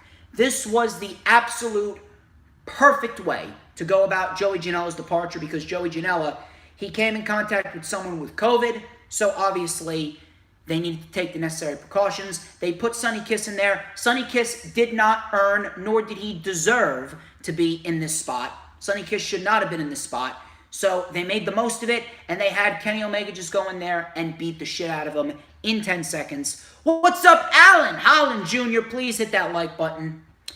Sonny Kiss sucks. He's a shitty wrestler, so please don't give me the bullshit. Sonny Kiss does not belong in a wrestling ring. He is terrible. They did the absolute right thing here. Kenny Omega went in there. Kenny Omega V-triggered. He one-winged angeled, and now we get the cleaner. Kenny Omega is about to go on the heel run of his career. And when he beats Moxley and he goes into 2021 as the world champion, it is going to make Adam Hangman Page's world title victory over Kenny Omega that much more special. Great stuff right here. Perfect way to go about Joey Janela's departure. Penta El Cerro Miero versus Rey Fenix. First round, world title eliminator match. This was fucking excellent. Fucking excellent in every sense of the word. I absolutely loved this match. You could not have gotten any better. This was the match of the night for me. We had some swift back and forth between both men to start off the show. We had Phoenix with a spinning plancha to Pentagon on the floor. Beautiful shit right there. We had a sling blade by Penta for 2. Modified head scissors by Phoenix off the top. We had a super kick by Phoenix. Phoenix actually landed hard on his fucking neck. And so much so that he actually needed to forfeit his spot to Penta. Phoenix is not facing Kenny Omega. It's Penta because Phoenix, he hurt his neck. He actually landed on his neck with a modified head scissors right here. So my thoughts and prayers go out to Rey Fenix there. So Penta then kicked out of the super kick. We then had a springboard Spanish fly, which looked fucking beautiful. One of the most beautiful Spanish flies that I've seen. Beautiful Spanish fly by Phoenix. Pentagon still kicked out. We then had a pop-up somersault powerbomb. Just picture this. A pop-up. Rey Fenix did a flip in the air and got powerbombed by Penta. That only got a 2 count. Penta then snapped the arm of Phoenix. He says he's sorry. He was going to go for the package pile driver, but we ended up getting Phoenix reversing, taking advantage, hitting a Canadian destroyer, and Phoenix wins an excellent fucking match right here. Earl Cole would agree with me on that one. Excellent, excellent, excellent match. Sucks that Rey Fenix got injured, but I'm telling you, the match between Penta and Kenny Omega, it's going to be just as good. It's going to be just as good. But I am very, very, very much looking forward to Penta and Kenny Omega. Sucks for Rey Fenix. I wish Phoenix a speedy recovery. Thankfully, it's nothing too serious, and he's still able to walk. He's still able to compete. He just needs to take a few weeks off. So after that, then we got Colt Cabana, Colt Boom Boom Cabana versus none other than Adam Hangman Page, getting ready to do some cowboy shit.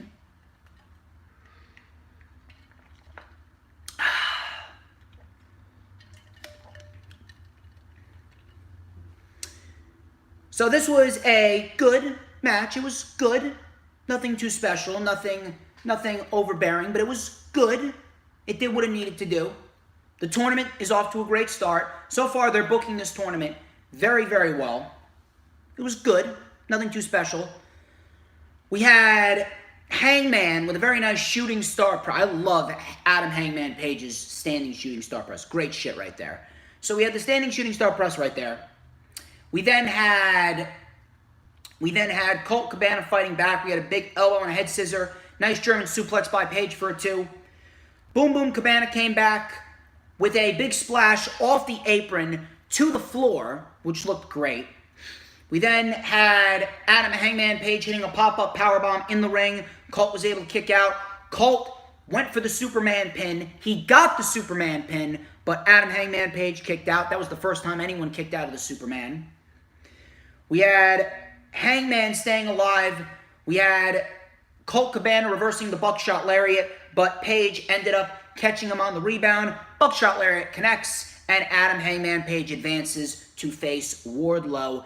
Very, very, very intrigued to see what Wardlow is going to do with someone like Adam Hangman Page. We had Sammy Guevara the Spanish God. Of course, I'm the Italian God, though. But Sammy Guevara, he's the Spanish God. He burned the picture of Matt Hardy with the date 11/7/20 on it, and it was announced that we are going to get Matt Hardy versus Sammy Guevara in the Elite Deletion at Full Gear, and it is going to be a pre-taped match. It is going to be cinematic. I am actually very much looking forward to it. I think it's going to be great, and I think that this is going to benefit them much more than actually having a regular match. And to be quite honest, I don't even care who wins. So this is going to get a legit ending to a feud, and Matt Hardy should return in style. So I'm glad that they're doing a cinematic match. I'm glad that they're doing the Elite Deletion. Should be very, very good. We had Team Taz coming out. We had Taz, the Machine Brian Cage, and Ricky Starks. Absolute Ricky Starks. So Taz reminded Will Hobbs of his offer to join Team Taz. Taz then complained about Darby Allin and him getting a TNT Championship title shot at Full Gear pay-per-view. Ricky Starks then promised to make Darby Allin pay, and he called him a face-painted little bitch. So I love Ricky Starks on the microphone. Ricky Starks is great on the microphone. Great shit by Ricky Starks on the microphone. We then had MJF and Jericho. Now this shit was great right here. MJF and Jericho in Le Dinner Debonair. So we had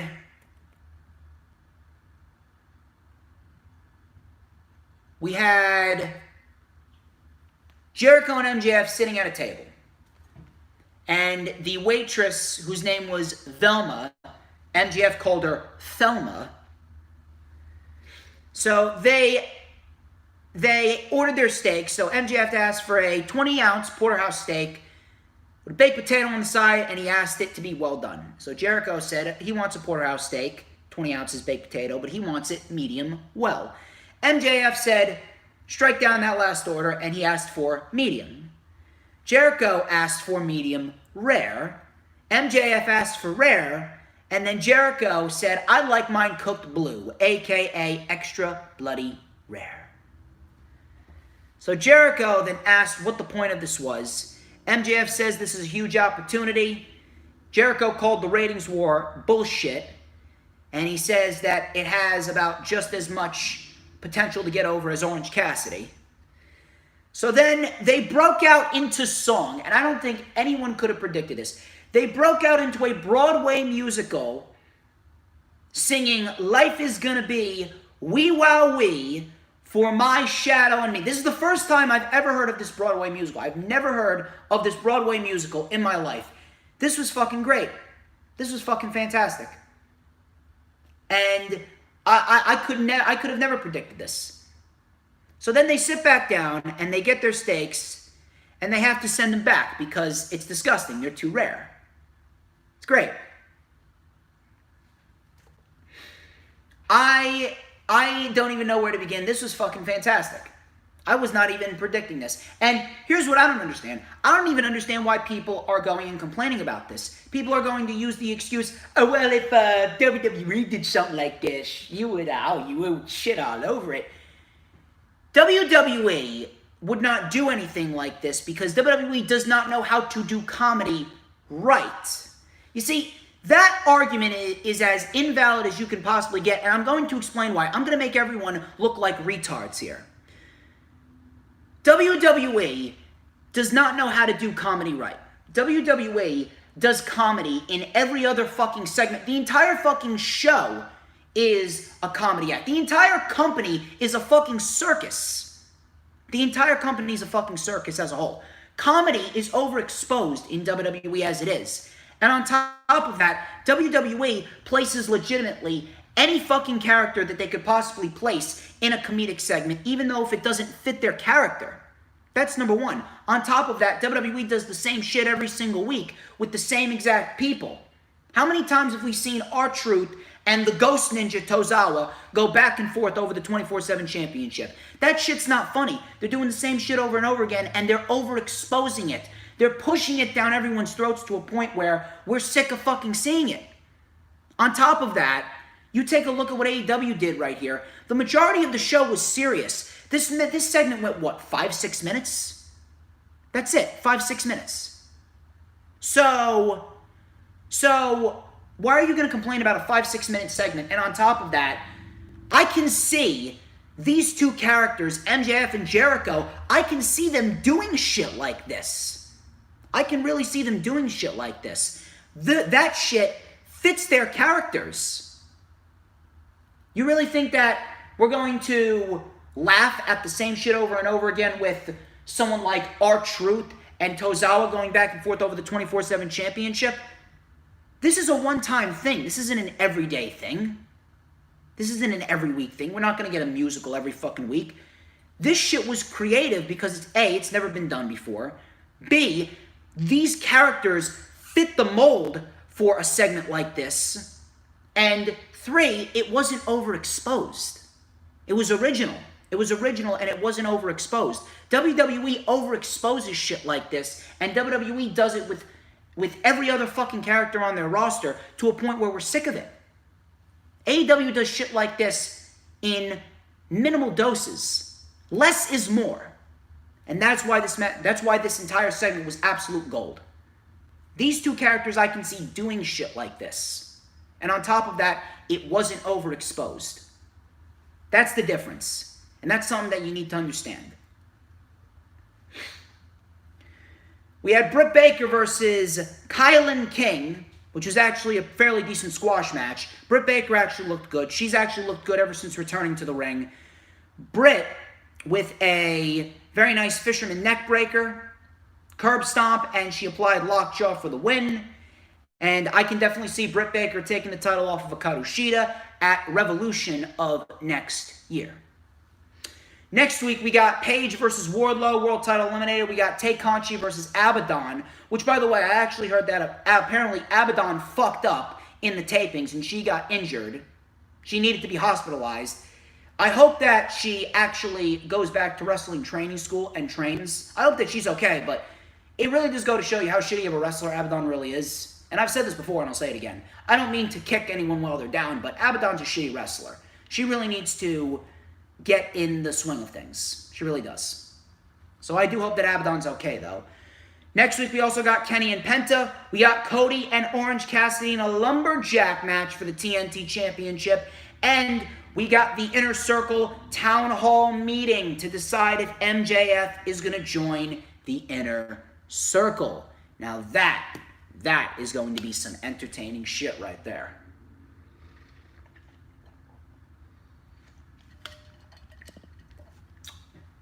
We had the Dark Order versus Private Party versus the Butcher and the Blade versus the Young Bucks Fatal 4-Way #1 Contenders tag team match to see who was going to face FTR at the Full Gear pay-per-view. So we have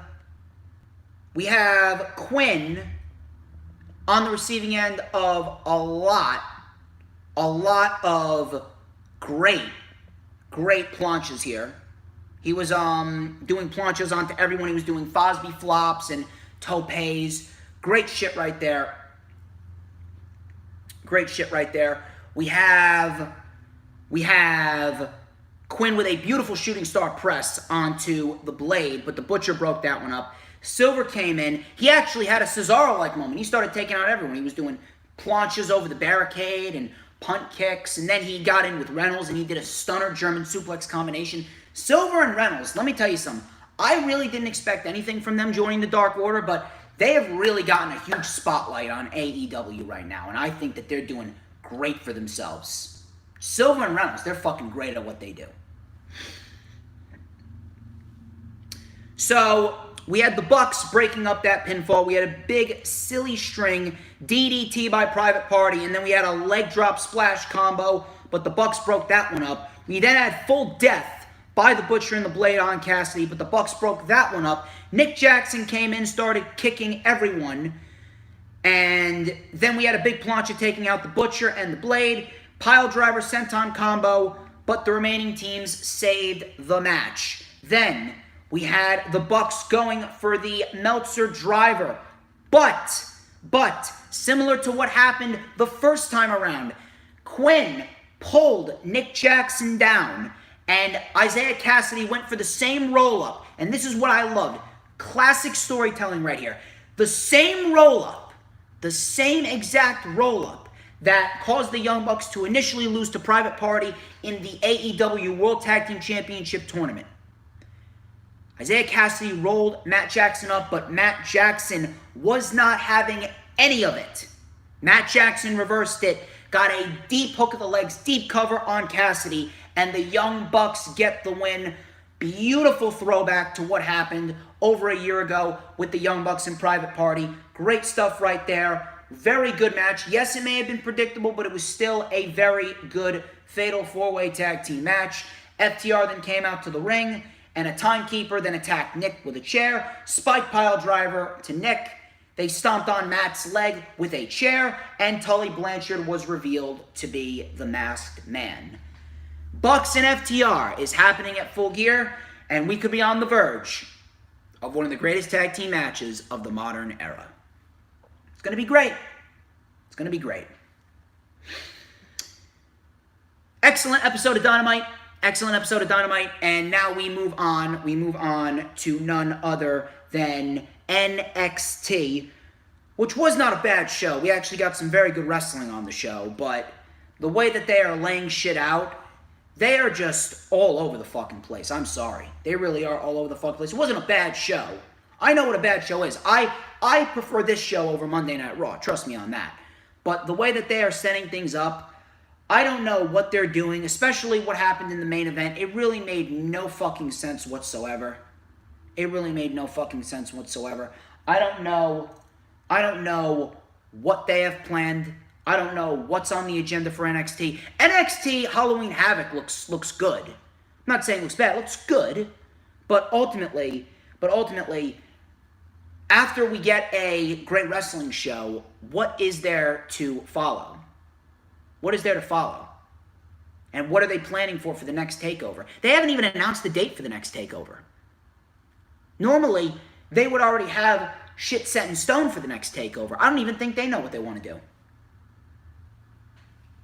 But the show started off with Velveteen Dream versus Kushida versus Tomaso Ciampa. This was a triple threat match that came about because a couple weeks ago we had Velveteen Dream getting involved in a match with Kushida and Ciampa. So Ciampa then attacked Dream immediately on the stage before the match even began. Kushida got involved immediately too. Ciampa then targeted the injured wrist of Velveteen Dream, which was visibly in a cast. We had Ciampa started chopping down both Dream and Kushida. Kushida then locked in an armbar on Ciampa, but Dream with the purple Rainmaker from the top. Ciampa saved the match. We had a super kick and a Dream Valley driver on Ciampa. Kushida saved that pinfall. Kushida then started taking out both men. We had 3 Tope Con heroes, one on Dream, one on Ciampa, one on Dream. Very nice maneuver there. Ciampa then hit Willow's Bell. He was going for the fairy tale ending, but we had Kushida shoving Ciampa into Dream. Dream's cast collided with the head of Tomaso Ciampa, and then we had a German suplex by Kushida. Ciampa was already out, and Kushida wins the triple threat match. This came as a shock. Very good triple threat match for 13 minutes.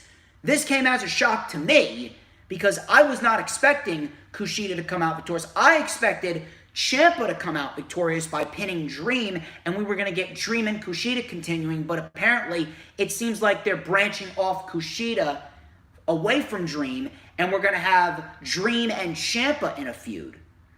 Also, this right here, this is a big fucking win. He pinned Ciampa, of all people.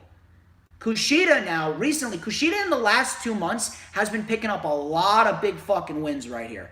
Kushida has been getting wins over Austin Theory, Tony Nese. He beat Velveteen Dream at TakeOver, and now he pinned Tomaso Ciampa. At this rate, Kushida looks like he's being built up for a potential North American Championship title reign, a potential NXT Championship title opportunity, never mind a Cruiserweight Championship opportunity. So I'm actually glad if he's getting that opportunity, but who do they have in store for for Santos Escobar. It looks like they have Jake Atlas in store for Santos Escobar, which really isn't going to do anything in the long run, to be quite honest with you. That's really not going to do anything in the long run, to be quite honest with you, but I'm actually very, very intrigued. I'm not going to lie, I'm intrigued to see what they do. I'm intrigued to see what they do with Kushida and his current push. I hope it continues because Kushida's earned it.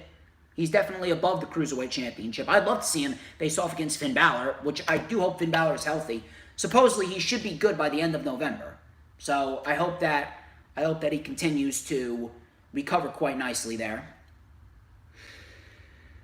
So after that, very good triple threat match. We had a match between Jessie, Kamea, and Ember Moon. This was a very standard showcase match for Ember Moon. And Jessie actually got some decent offense here. We had a nice heel kick, spinning heel kick, and a springboard elbow. Moon with a diving codebreaker and a modified STF camel clutch submission. And Moon actually won. And I actually like the new submission. I like the new submission from Ember Moon. I do really think that she could benefit from that. And I do definitely think that it is going to benefit Ember Moon in the long run, where she doesn't really have to use the Eclipse. So we'll see what happens there, but I definitely love that. I definitely love that. I think that that's a very nice evolution for Ember Moon. I definitely think that that's a very nice step in the right direction for Ember Moon. Afterwards, we had Dakota Kai coming out and then kicking Ember Moon right in the face, and she says, "If you think you can use me to get back into the spotlight, think again." So I actually like that they're going forth with Ember Moon and Dakota Kai. I think that one-on-one match would be excellent. Even though Dakota Kai is kind of technically like a glorified enhancement talent by now, but I think that feud and that match would actually be excellent in the long run. So I would actually love to see that match. I would absolutely love to see that match. I can definitely see that match happening on a takeover. I actually thought the match was going to happen at Halloween Havoc, but apparently they're going forth with Raquel Gonzalez and Rhea Ripley.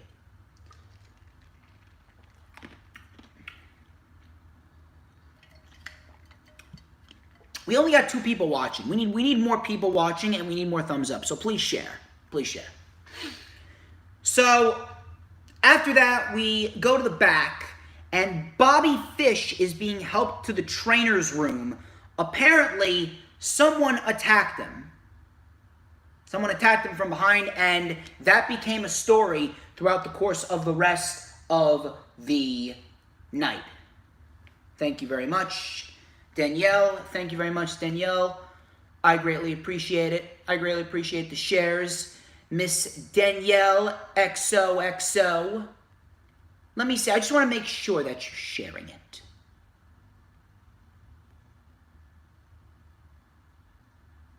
Make sure that you're sharing it.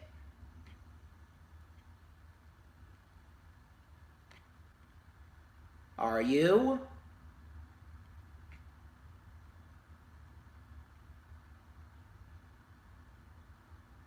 You are. Thank you very much for sharing it out. I greatly appreciate it. Make sure, yeah, make sure. You know.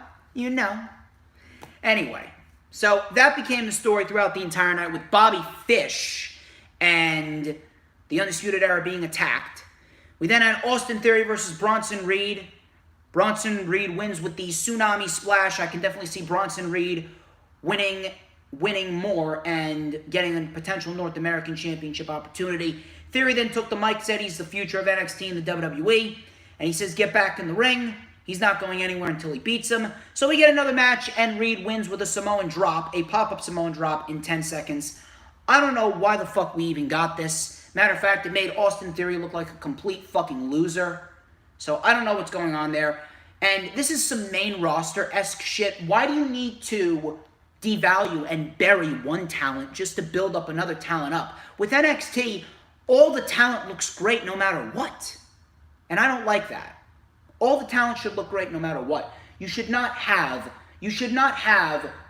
one person being devalued and brought down just so one person could get built up. That's not how you run a wrestling company. It's not. So during the commercial, Austin Theory got into the car. He said, "That's it, I'm done. I quit." So I don't know what that means. I do believe that this is probably punishment for what happened during the speaking out movement, and I do believe that we're probably going to see Austin Theory away for a little bit, at least until these speaking out allegations. I'm not sure how serious they really were. I'm not sure what's going on with them, but I assume that this has to do with that. But I don't know why the fuck we needed another match and we needed Austin Theory to quit. I'm not sure why we needed 2 back-to-back losses to Bronson Reed for Austin Theory. He's already on a losing streak, so it really didn't do him any favors. That really did not do him any favors there, but, you know, what the fuck do I know? Thank you, Danielle. I greatly appreciate that. Thank you very much. So I don't know what the fuck they're doing there. I really don't. We then had Legado del Fantasma versus Isaiah Swerve Scott, Ashanti the Adonis, and Jake Atlas. This was actually a very fun 6-man tag team match right here. Although it pretty much is the same 6-man tag match that we've been seeing for the last 2 months with Swerve and company. Only this time he's not using Breezango. He's using Ashanti the Adonis and then Jake Atlas. But still a very fun 6-man tag match nonetheless. We had the baby faces isolating Joaquin Wilde. Atlas was actually very impressive here. I really didn't expect anything from Atlas, but Atlas actually shined here. So we then had Swerve with a corkscrew plancha onto Legado del Fantasma. Legado del Fantasma then isolated Ashanti the Adonis. We had Atlas getting the hot tag before Escobar hit him with a nice leg lariat.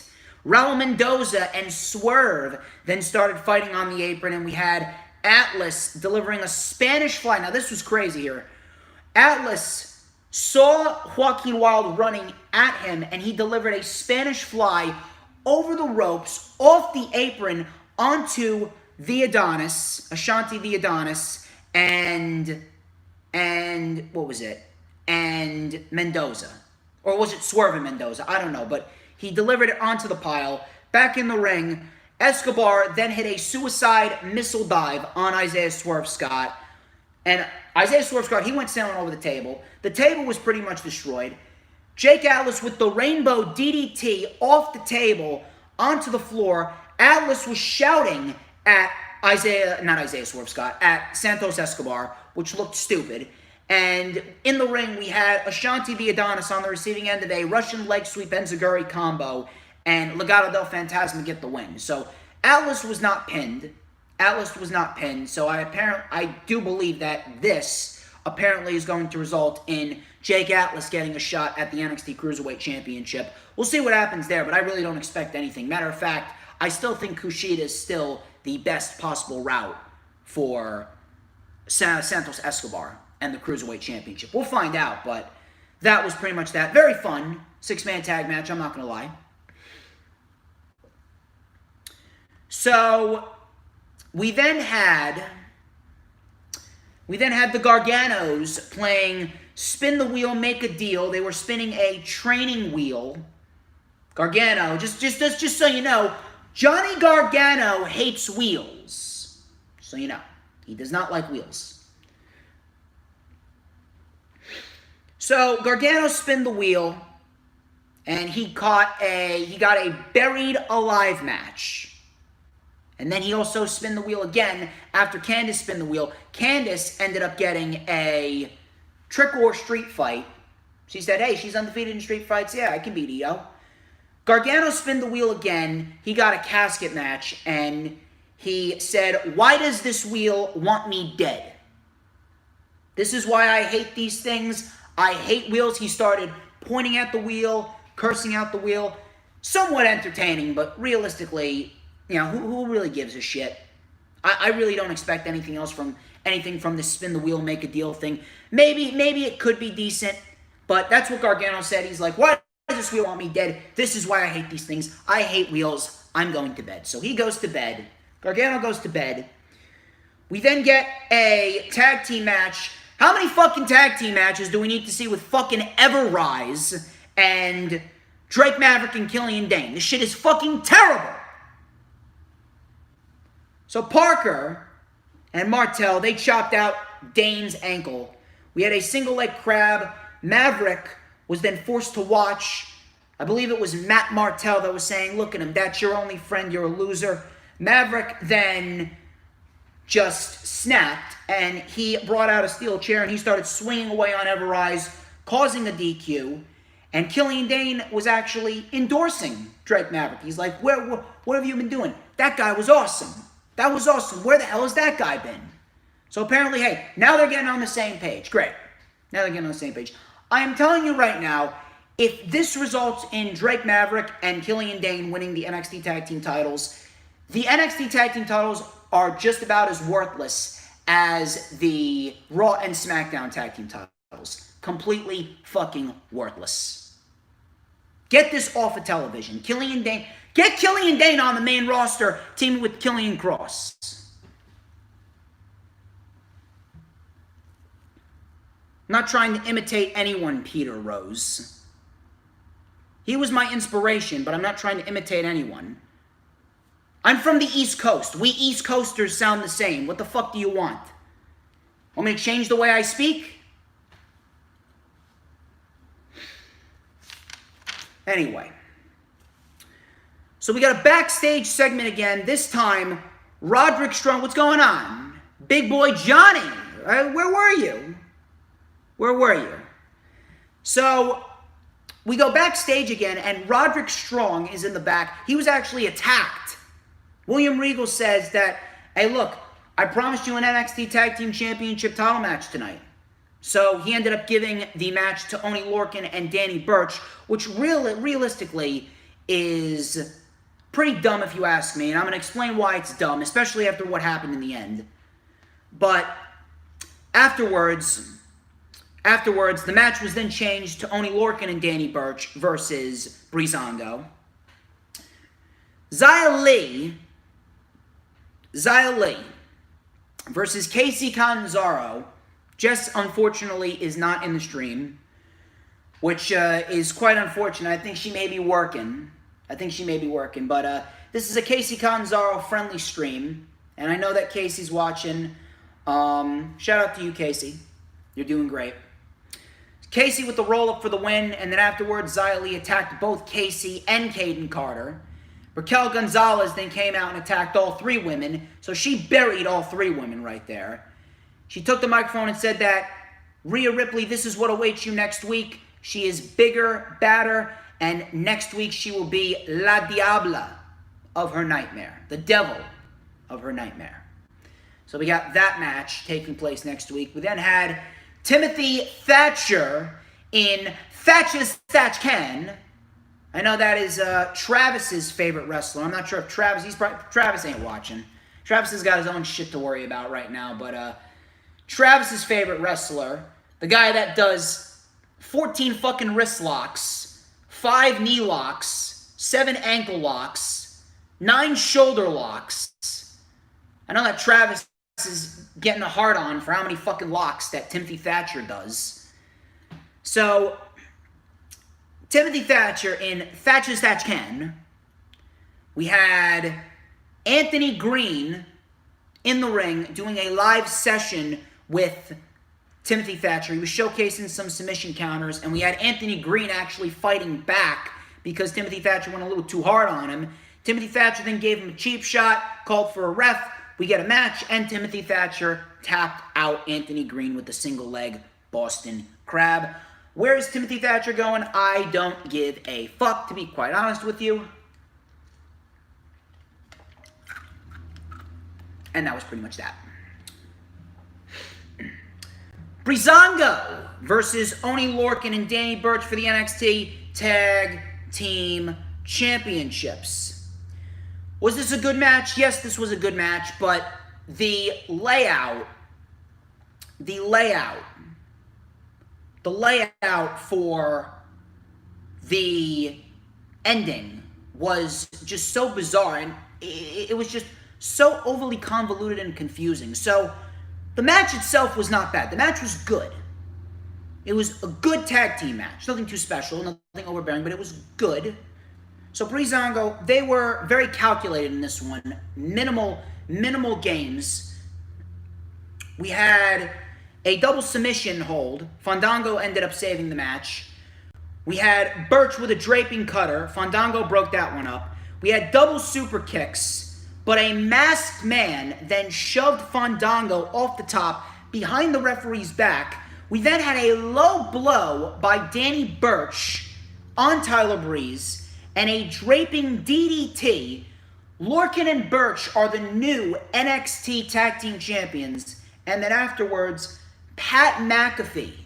Yes, Pat McAfee is revealed to be the masked man. And he says, your new Tag Team Champions, Danny Burch, Oney Lorcan, and that, my friends, is undisputed. And that is how NXT went off the air.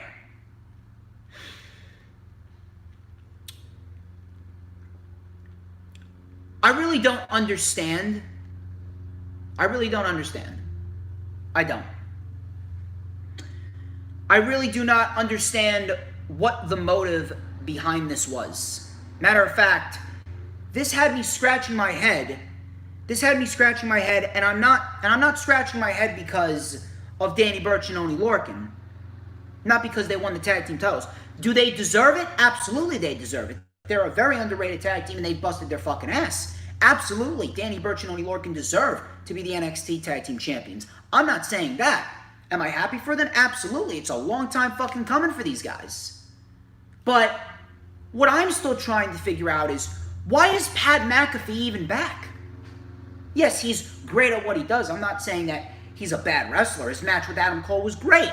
Matter of fact, he knows how to play a prick heel. He reminds me a lot of myself. He's great at what he does. I'm not discrediting that, but why is Pat McAfee even back when the feud pretty much ended? It's over. It doesn't make any sense for him to be continuing this feud because Adam Cole beat him. He beat him straight up. There was no bullshit. Adam Cole beat Pat McAfee straight up, so there's no reason for Pat McAfee to even entertain the idea of continuing this feud with Adam Cole and the Undisputed Era. It makes no sense.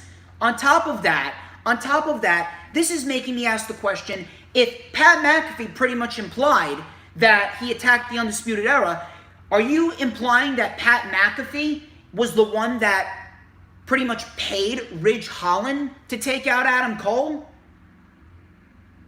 And then Ridge Holland, he was in a match with Danny Burch, and he was in a brawl with Danny Burch and Oney Lorcan just last week, and now Pat McAfee is partnered up with Danny Burch and Oney Lorcan. Danny Burch and Oney Lorcan are now heels? It's just so overly fucking convoluted, it makes absolutely no fucking sense. On top of that, Breezango didn't even get their feet wet as tag team champions. They held it for not even 2 months, 56 days.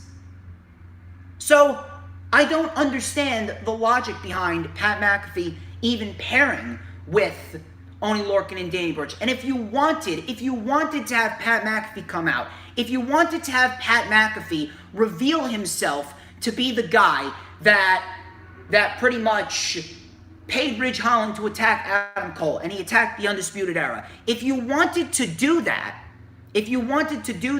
you could have easily had the Undisputed Era get their tag team title opportunity, and you could have had Pat McAfee cost the Undisputed Era. Unbeknownst to Breezango, Breezango would have continued their tag team title reign going into NXT TakeOver, and Oney Lorcan and Danny Burch could have won at NXT TakeOver, and boom, you would have had a bigger and better moment. But it really doesn't make any sense of why they're pairing with Pat McAfee when Pat McAfee pretty much implied that A, he attacked the Undisputed Era, and we're pretty much to assume that he paid Ridge Holland to attack Adam Cole, and Ridge Holland got into a brawl with Oney Lorcan and Danny Burch just last week. So wouldn't that make Pat McAfee, Oney Lorcan, and Danny Burch's enemies? Doesn't make any fucking sense. You pretty much shafted Breezango. You're not even giving them a proper run with the tag team titles. You wasted Oney Lorcan and Danny Burch's tag team title win on free television. You turned them heel for no reason, and you're reigniting a feud that realistically has no reason to be reignited. Makes no fucking sense. I don't even care if he's in a managerial role. This takes up a spot away from an NXT superstar, whatever NXT superstar that should be being built up in the interim to be a possible champion or challenger for a champion.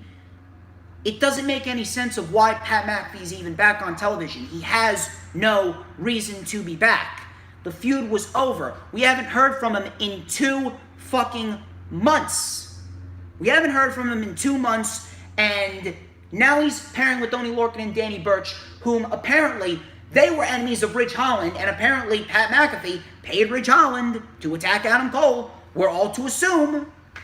It's an overly convoluted fucking mess. It's an overly convoluted mess. Breezango got shafted, and now you're pretty much devaluing the NXT Tag Team titles with these short title reigns. If you absolutely had to have Pat McAfee come back, he should have cost the Undisputed Era the Tag Team title opportunity. Breezango should have retained. You could have built to Breezango and Oney Lorcan and Danny Burch at the December takeover. Then Oney Lorcan and Danny Burch could have won the titles. That would have made their title win that much bigger. We wouldn't be asking all of these questions, and you could have Pat McAfee do his own thing and feud with the Undisputed Era. This made absolutely no sense whether he's in a managerial role or not. I don't want to see this, and it did more harm than it did help, if we're going to be quite honest here. Earl Cole, thank you for joining. I greatly appreciate it. Lone Rider 307. If you haven't already done so, hit the like button. Earl, if you haven't already done so, hit the like button. We're very, very close to 20 likes. We are very, very, very, very, very, very close to 20 likes. I want to get 20 likes, and I think that everyone wants to get 20 likes here on the DJ Storms channel. Damn right, Big Boy Johnny. Big Boy Johnny knows what's up. But that was NXT. That was NXT. Really nothing too special here. Really nothing too special. Not a bad show. Not a bad show at all. We got some good wrestling. We got a fun 6-man tag. We got a fun tag team title match. We got a very good triple threat match to start the show. But the layout for NXT going into the future, it's having us ask more questions, and not the good type of questions, to be quite honest with you. So I do hope. Oh yeah, Dynamite was awesome. I already talked about Dynamite, so you can go back, after the stream's over, you can go back and watch the Dynamite section. So we have NXT UK to talk about, and then we're going to talk about SmackDown. So NXT UK. We started off with Eddie Dennis versus Oliver Carter. And Oliver Carter actually looked pretty good right here. This is a fairly decent match, nothing special here. Oliver Carter with a flurry of chops, Carter with a swinging flatliner and a suicide dive, Dennis with a front slam on Carter for a 2, Carter with a super kick, rock bottom, and springboard moonsault on Dennis's face for a 2. We then had Dennis hitting the razor's edge for the 1, 2, 3. Afterwards, Dennis then took the mic. He says, "Isn't it terrible what happened to Flash Morgan Webster?" But of course, who had the most to gain from Flash Morgan Webster's departure and Flash Morgan Webster's injury? Next week, bring your best friend, Mark Andrews, for a special mediation led by yours truly. Until then, class adjourned. So we got Eddie Dennis with a special mediation trying to stir the pot between tag team partners Mark Andrews and Flash Morgan Webster. Joe Coffey is returning soon. Joe Coffey's also returning soon. I'm very, very happy to see Joe Coffey back. Joe Coffey is very, very underrated at what he does. Jordan Devlin, he returned to action. He will return to action next week. Thank you very much, Mr. Earl Cole. God bless you. You stay safe as always. Jordan Devlin is returning to action next week. We then got Amel versus Nina Samuels. Amel actually got some decent offense here. We got a shotgun drop kick and a running boot. Northern Light suplex for a 2. Nina with the page turner. She calls it the final act, and that got her the win. Trent Seven versus Kenny Williams in the first round of the NXT UK Heritage Cup tournament. Now, I hate these British rounds rules. I hate these British rounds matches, but I will say that this was probably the best UK Heritage Cup match that I've seen. I'm not even going to lie to you. Both men actually looked very good here. We had some physical strikes and moves pretty early. Williams with a dropkick for a 2. No falls were reached by the 5th round. We had Williams getting a DDT, or Williams got DDT'd on his head. 7 then hit the 7 Stars Lariat, and 7 gets the first fall. We had Williams with a quick roll-up in the 4th round for the win, and we are all tied up. We actually had a very, very fun 5th round, I'm not going to lie. We had a very, very fun 5th round with a satellite DDT by Williams for a 2, a Dragon Suplex and an Emerald Frozen by 7 for a 2. Williams went for a Hurricane Rana off the top, but 7 reversed it into a jackknife cover, deep jackknife cover, and Trent 7 gets the win. Trent 7 moves on to face off against Bomber Dave Mastiff in the 2nd round. And on the opposite round, we got Noam Dar and a Kid. Fun 5th round, probably the best British rounds match that we've had in the UK Heritage Cup tournament. I still don't like it. It's very lackluster, but I think that we are going to get some interesting back and forth between Mastiff and Trent 7, and of course Noam Dar and a Kid. And then in the main segment, we had Walter and Dragunov signing the contract. Sid Scala obviously moderated it. Walter then signed first. He made no comment. Dragunov then signed next. And he was going to say Unbesigbar, which means invincible in Russian. He was going to say Unbesigbar, but Walter absolutely slapped the shit out of Ilya Dragunov. And then he started chopping him. He went to powerbomb him through a table, but Dragunov reversed it. Walter then chopped him out of the air, powerbombed him on the apron, and started chopping him over and over. He didn't give a shit. Dragunov then drove Walter through the barricade, and Dragunov ended up walking off to end the segment and to end NXT UK as we head into next week with Dragunov and Walter for the NXT UK Championship. And you know what, to be quite honest with you, I don't see Dragunov winning because they pretty much built him up so big to a point where he pinned Walter, and now he stands tall over Walter. So to be quite honest with you, I really don't see Dragunov winning, which sucks. Because to be quite honest with you, I would give it to Dragunov. I would give the title to Dragunov because Dragunov, he's great at what he does. He's 25 years old. He's got all the potential in the world. He is so great. So intense. He's got a great look. And I think that Dragunov, he could potentially carry the brand into 2021. Dragunov would be great. So I would love to see Dragunov beat Walter. But do I think it's going to happen? No. Unfortunately, no. But decent episode of NXT UK. Decent episode of NXT UK. Nothing too crazy. It was really a setup episode, especially for next week, since we got the NXT UK I almost said tag team. NXT UK match for the championship with Ilya Dragunov and Walter. So that should be a fun match right there.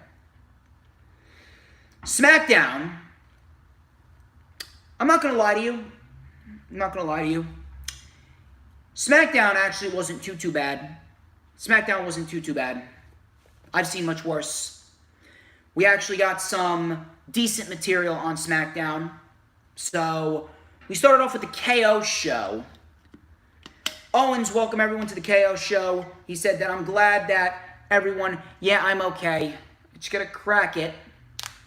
And I cracked my my hands too. Should I crack my back too? Hang on. There it is. That was needed. So, we had the KO show, and this was actually pretty comical right here.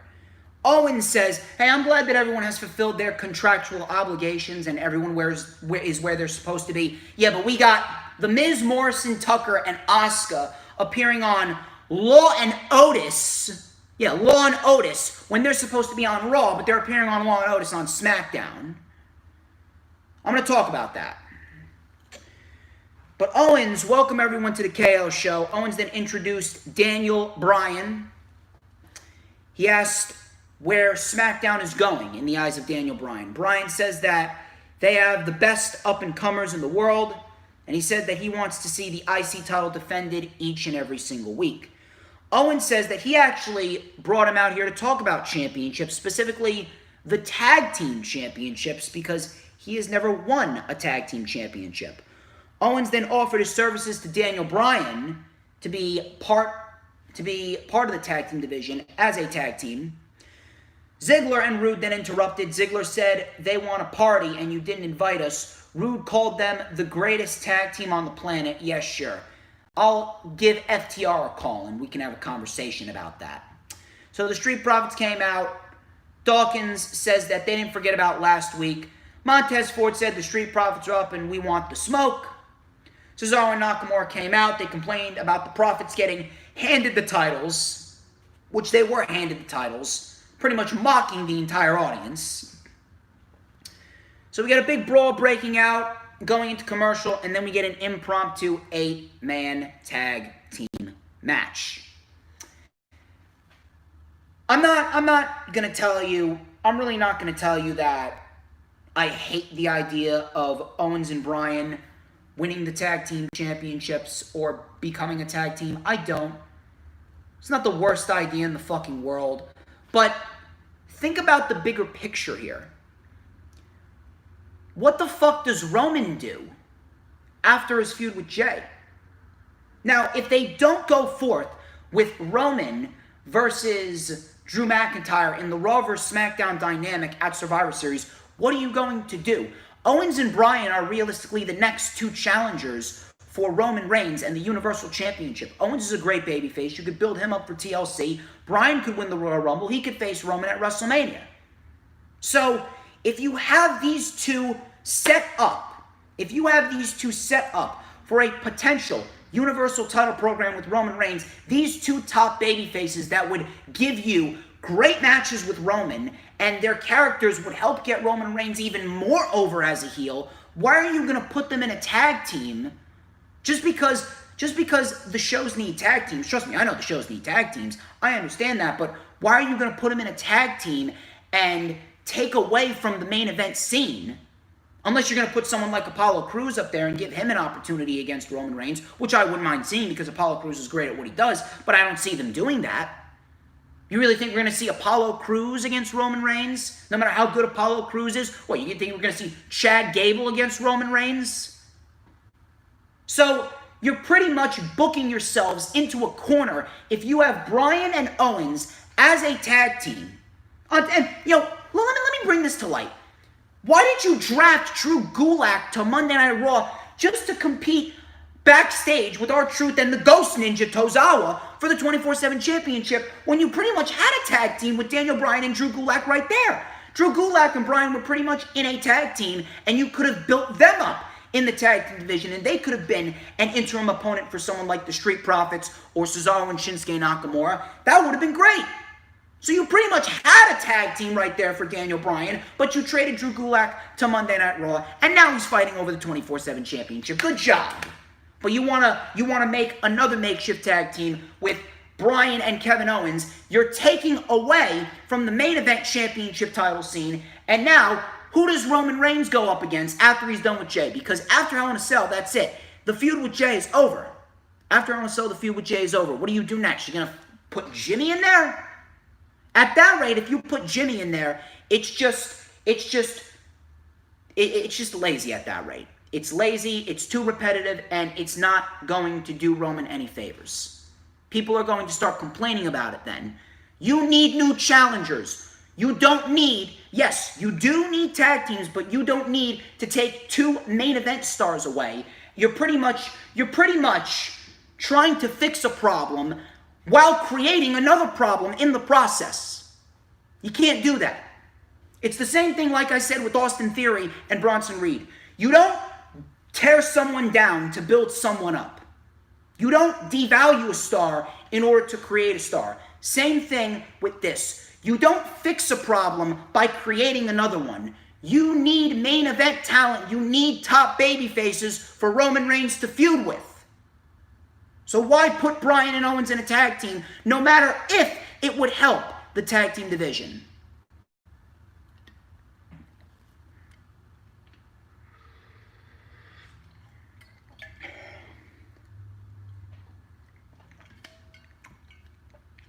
The match wasn't horrible. The 8-man tag wasn't horrible. It was fairly decent for what it was, but all in all, it's the same 8-man tag that we've seen. I would have much rather have seen Daniel Bryan and Kevin Owens versus Shinsuke Nakamura and Cesaro, to be quite honest with you. That would have been great.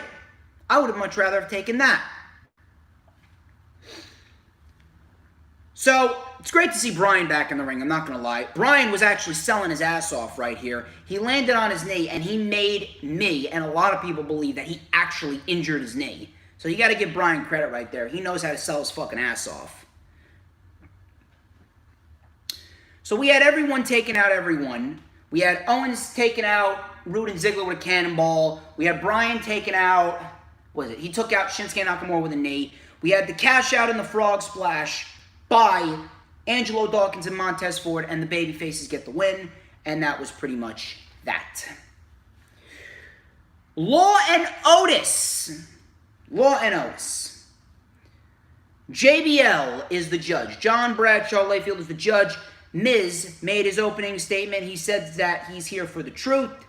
He says Otis has not upheld the responsibility of being a Money in the Bank contract holder. He says that they need someone to carry that briefcase into the future, and he says that he is the one to hold it.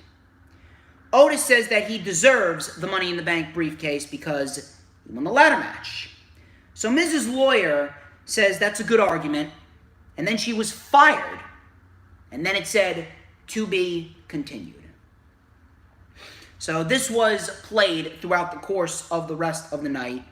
This actually had 3 fucking segments on the show. 3. Law and Otis. And you wonder why the ratings are in the shitter.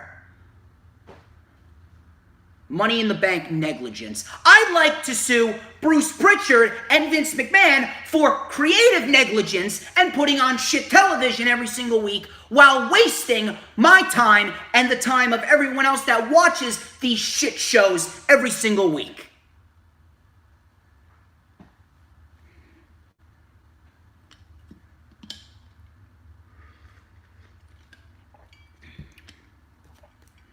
Bianca Belair versus Zelina Vega. Hey, oh yeah, we haven't seen this match before.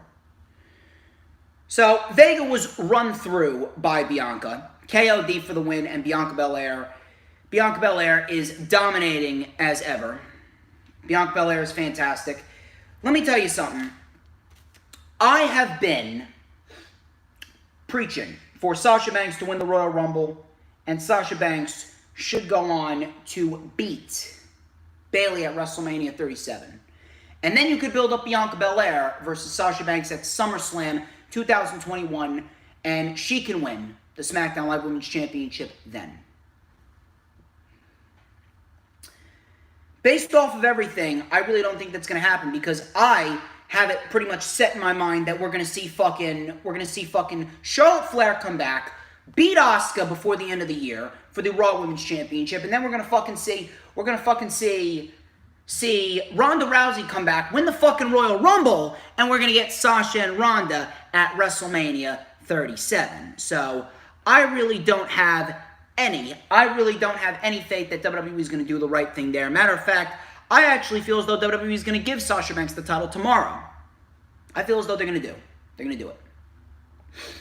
They're going to give Sasha Banks the title tomorrow, and Sasha Banks is going to become the SmackDown Live Women's Champion for the first time in her career. And if that happens, then we're going to move the match with Sasha and Bianca. That's going to be your WrestleMania match. Should Sasha Banks win the title, even though she shouldn't, and I think that she should get beaten so badly that she needs to take a break for 3 months, then she comes back at number 30, wins the Women's Royal Rumble, and beats Bayley at Mania.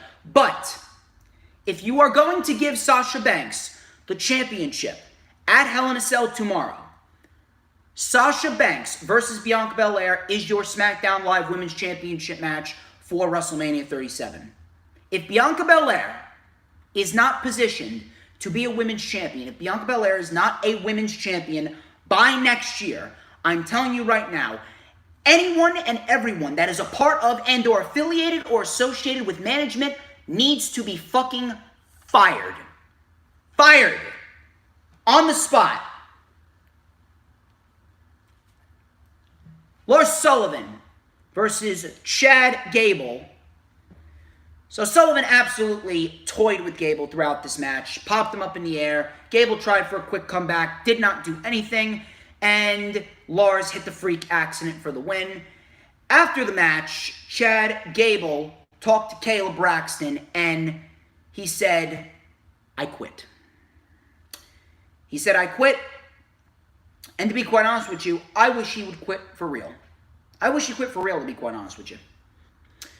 I'm happy. I'm very, very happy that Lars Sullivan is being built up like a monster, because that's exactly what he should be portrayed as, a monster. But I can't help but feel bad for Chad Gable. This guy has been shafted every step of the way ever since he came up from NXT with Jason Jordan. I really wish he would have quit for real. Now, I had it in my mind that they were going to take him off of television and just not use him, but I wish that he would have quit for real. I really do. I wish he would have quit for real, because WWE, they don't deserve someone like Chad Gable. They don't. They don't. So then afterwards, coming back from commercial, Adam Pearce went to check on Gable, and he says, "Are you sure about that? Did I hear that correctly? You quit?" So Gable says, "Yeah, I quit being Shorty G." He says he's done being the smiley poster boy, saying that, "Oh, you can accomplish your dreams, you can accomplish anything." No, you can't. He's done with the smiley poster boy gimmick, and he says that one man with a long list of Olympic accolades can achieve what he wants to achieve, and his name is Gable. Chad Gable. Ladies and gentlemen, ladies and ladies, I don't know why I said that.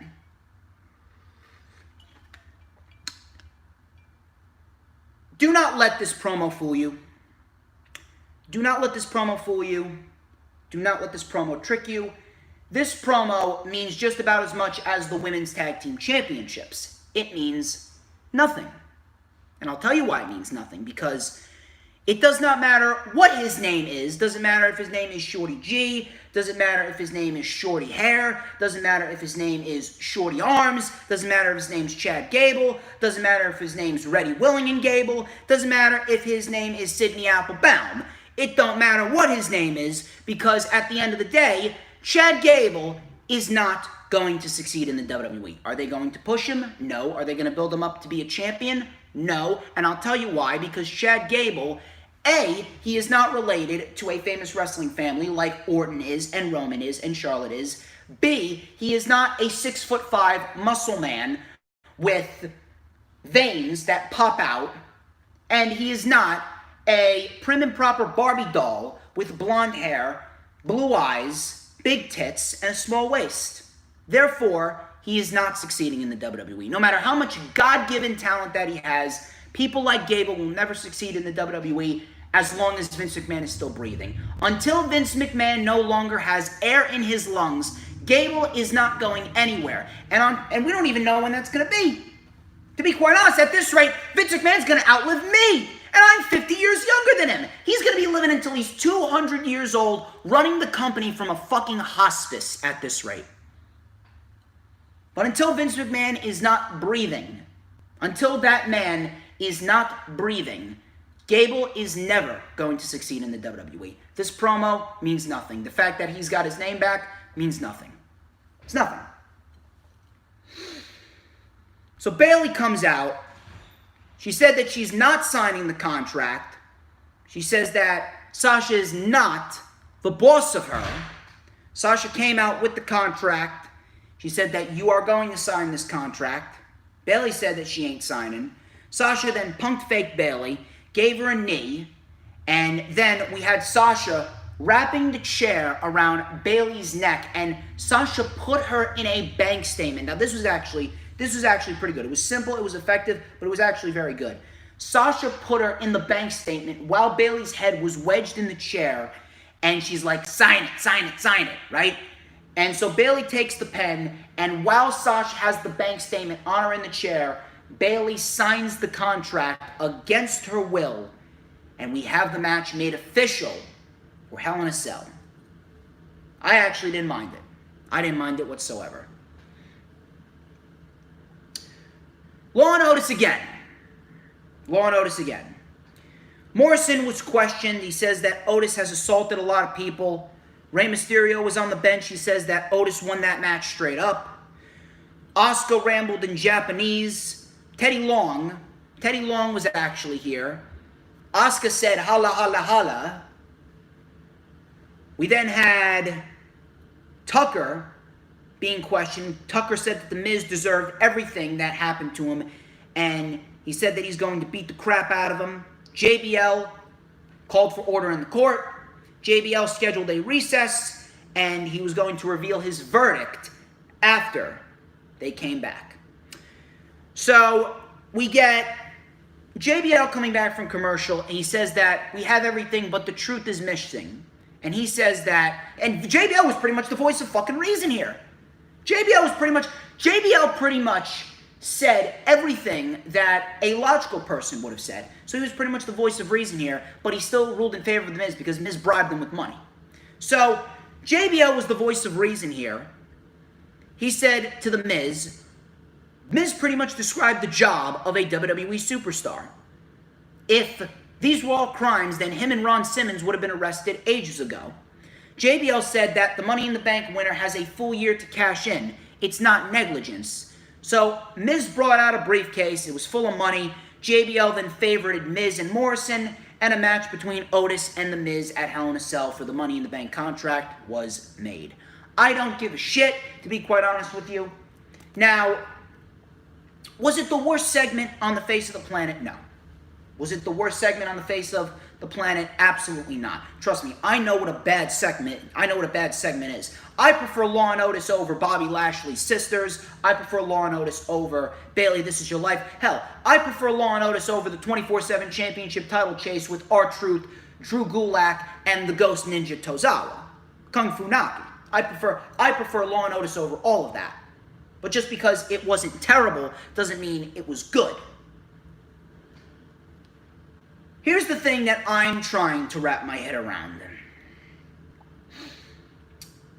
If all you were going to do was make a match between Otis and The Miz at Hell in a Cell for the Money in the Bank contract, why didn't you just have The Miz campaign to Adam Pearce? Adam Pearce is the unofficial GM of fucking Raw and SmackDown, so he makes the fucking matches around here now. He trades people from Raw and SmackDown. He's pretty much an on-screen authority figure, so why didn't you just have The Miz persuade to Adam Pearce that, hey, I want a match with Otis at Hell in a Cell, and if I win, I become Mr. Money in the Bank. So I'm questioning why didn't you just do that, because it would have been a hell of a lot less stressful, it would have been a hell of a lot more simple, and it would have been a hell of a lot easier than wasting 3 fucking segments of SmackDown on this shit when you actually could have given that time to someone like an Aleister Black or an Apollo Crews or a Kalisto. You could have actually built up new stars, a potential challenger for Sami Zayn and the Intercontinental Championship, because you're just reverting right back to Daniel Bryan and Sami Zayn, when realistically, Daniel Bryan, he should be being built up to win the Royal Rumble and face Roman Reigns at WrestleMania, but you're reverting him right back to the Intercontinental Championship. You should be building up new challengers for Sami Zayn. Sami Zayn isn't even on the card on Sunday. Build up new challengers for Zayn. On top of that, this shit has been going on since August between The Miz and Morrison and Heavy Machinery. If you were going to do this shit, wouldn't it have made more sense to do this match at Clash of Champions, the last pay-per-view, since that is a pay-per-view where all championships are pretty much slated to be defended, and the Money in the Bank briefcase is pretty much being treated like a championship here? At least it would have made more sense if it was on Clash of Champions rather than Hell in a Cell. At least it would have made more sense.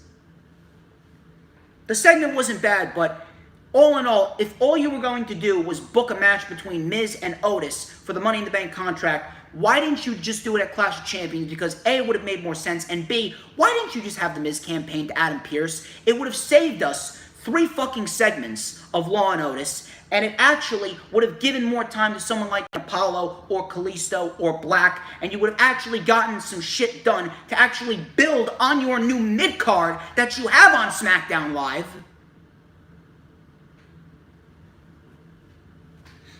Oh, and here's something right here. Rollins versus Murphy. To think that Otis versus The Miz is on the pay-per-view this Sunday, and Rollins versus Murphy is not. If that does not show you how fucking clueless, how fucked up WWE's priorities are, I don't know what does. They put Rollins and Murphy on SmackDown, and they put Otis and The Miz on a pay-per-view. Rollins versus Murphy. This match was excellent. Now you can see why I wanted this match. The match went 20 minutes. I would have given the win to Murphy, but it looks like that they're continuing to build towards Rollins and Mysterio one last time. But this match was excellent. Murphy is so fucking underrated at what he does. Murphy, I don't know about you, but Murphy is the perfect man to take the Intercontinental title off of Sami Zayn. So Murphy back body dropped Rollins onto the table. Aaliyah Mysterio, she was watching in the back. Murphy with a missile drop kick. Murphy with a beautiful tope con hero and a Meteora. We had Murphy getting a 2 count off the Meteora. Rollins with a suicide dive and a springboard knee for a 2. Rollins targeted the arm of Murphy. Murphy with a super kick. Rollins with a buckle bomb. Murphy with a V-trigger for a 2. Rollins started slapping Murphy, saying, "You're the disciple, I'm the Messiah." We had them trading punches back and forth. We had a rolling elbow and a Falcon Arrow by Rollins for a 2. Rollins eventually hit the stomp and beat Murphy. Excellent match. Definitely the match of the night. Probably one of the best matches. Probably the best match of the week for all of WWE, if I'm going to be quite honest with you. Probably the best match of the week. Rollins then brought out a kendo stick. Aaliyah was talking to her father and her brother, saying that she was going to go out and help him. Rollins started beating Murphy with the kendo stick. Aaliyah jumped in. Dominic came out. He was blindsided by Rollins. Ray then came out with a chair. Rollins then got out of harm's way as Aaliyah helped Murphy up, and the Mysterios and Murphy exchanged some confusing looks back and forth. At this rate, I don't know what's going to happen. I don't even give a shit. I just hope that Mysterio and Rollins, they end this feud. Ray wins. Rollins can go care for his kid. As far as Murphy goes, I don't really know what they're doing with Murphy. I would have saved this match for Sunday, and I would have given Murphy the win on Sunday with the help of the Mysterios. Matter of fact, I actually expect them to book the match again. I actually expect them to book the match again on Sunday. Just watch, because that's the level of creativity that WWE has. Negative levels of creativity. Negative levels of logic as well. How you doing, TJ? Hit that thumbs up.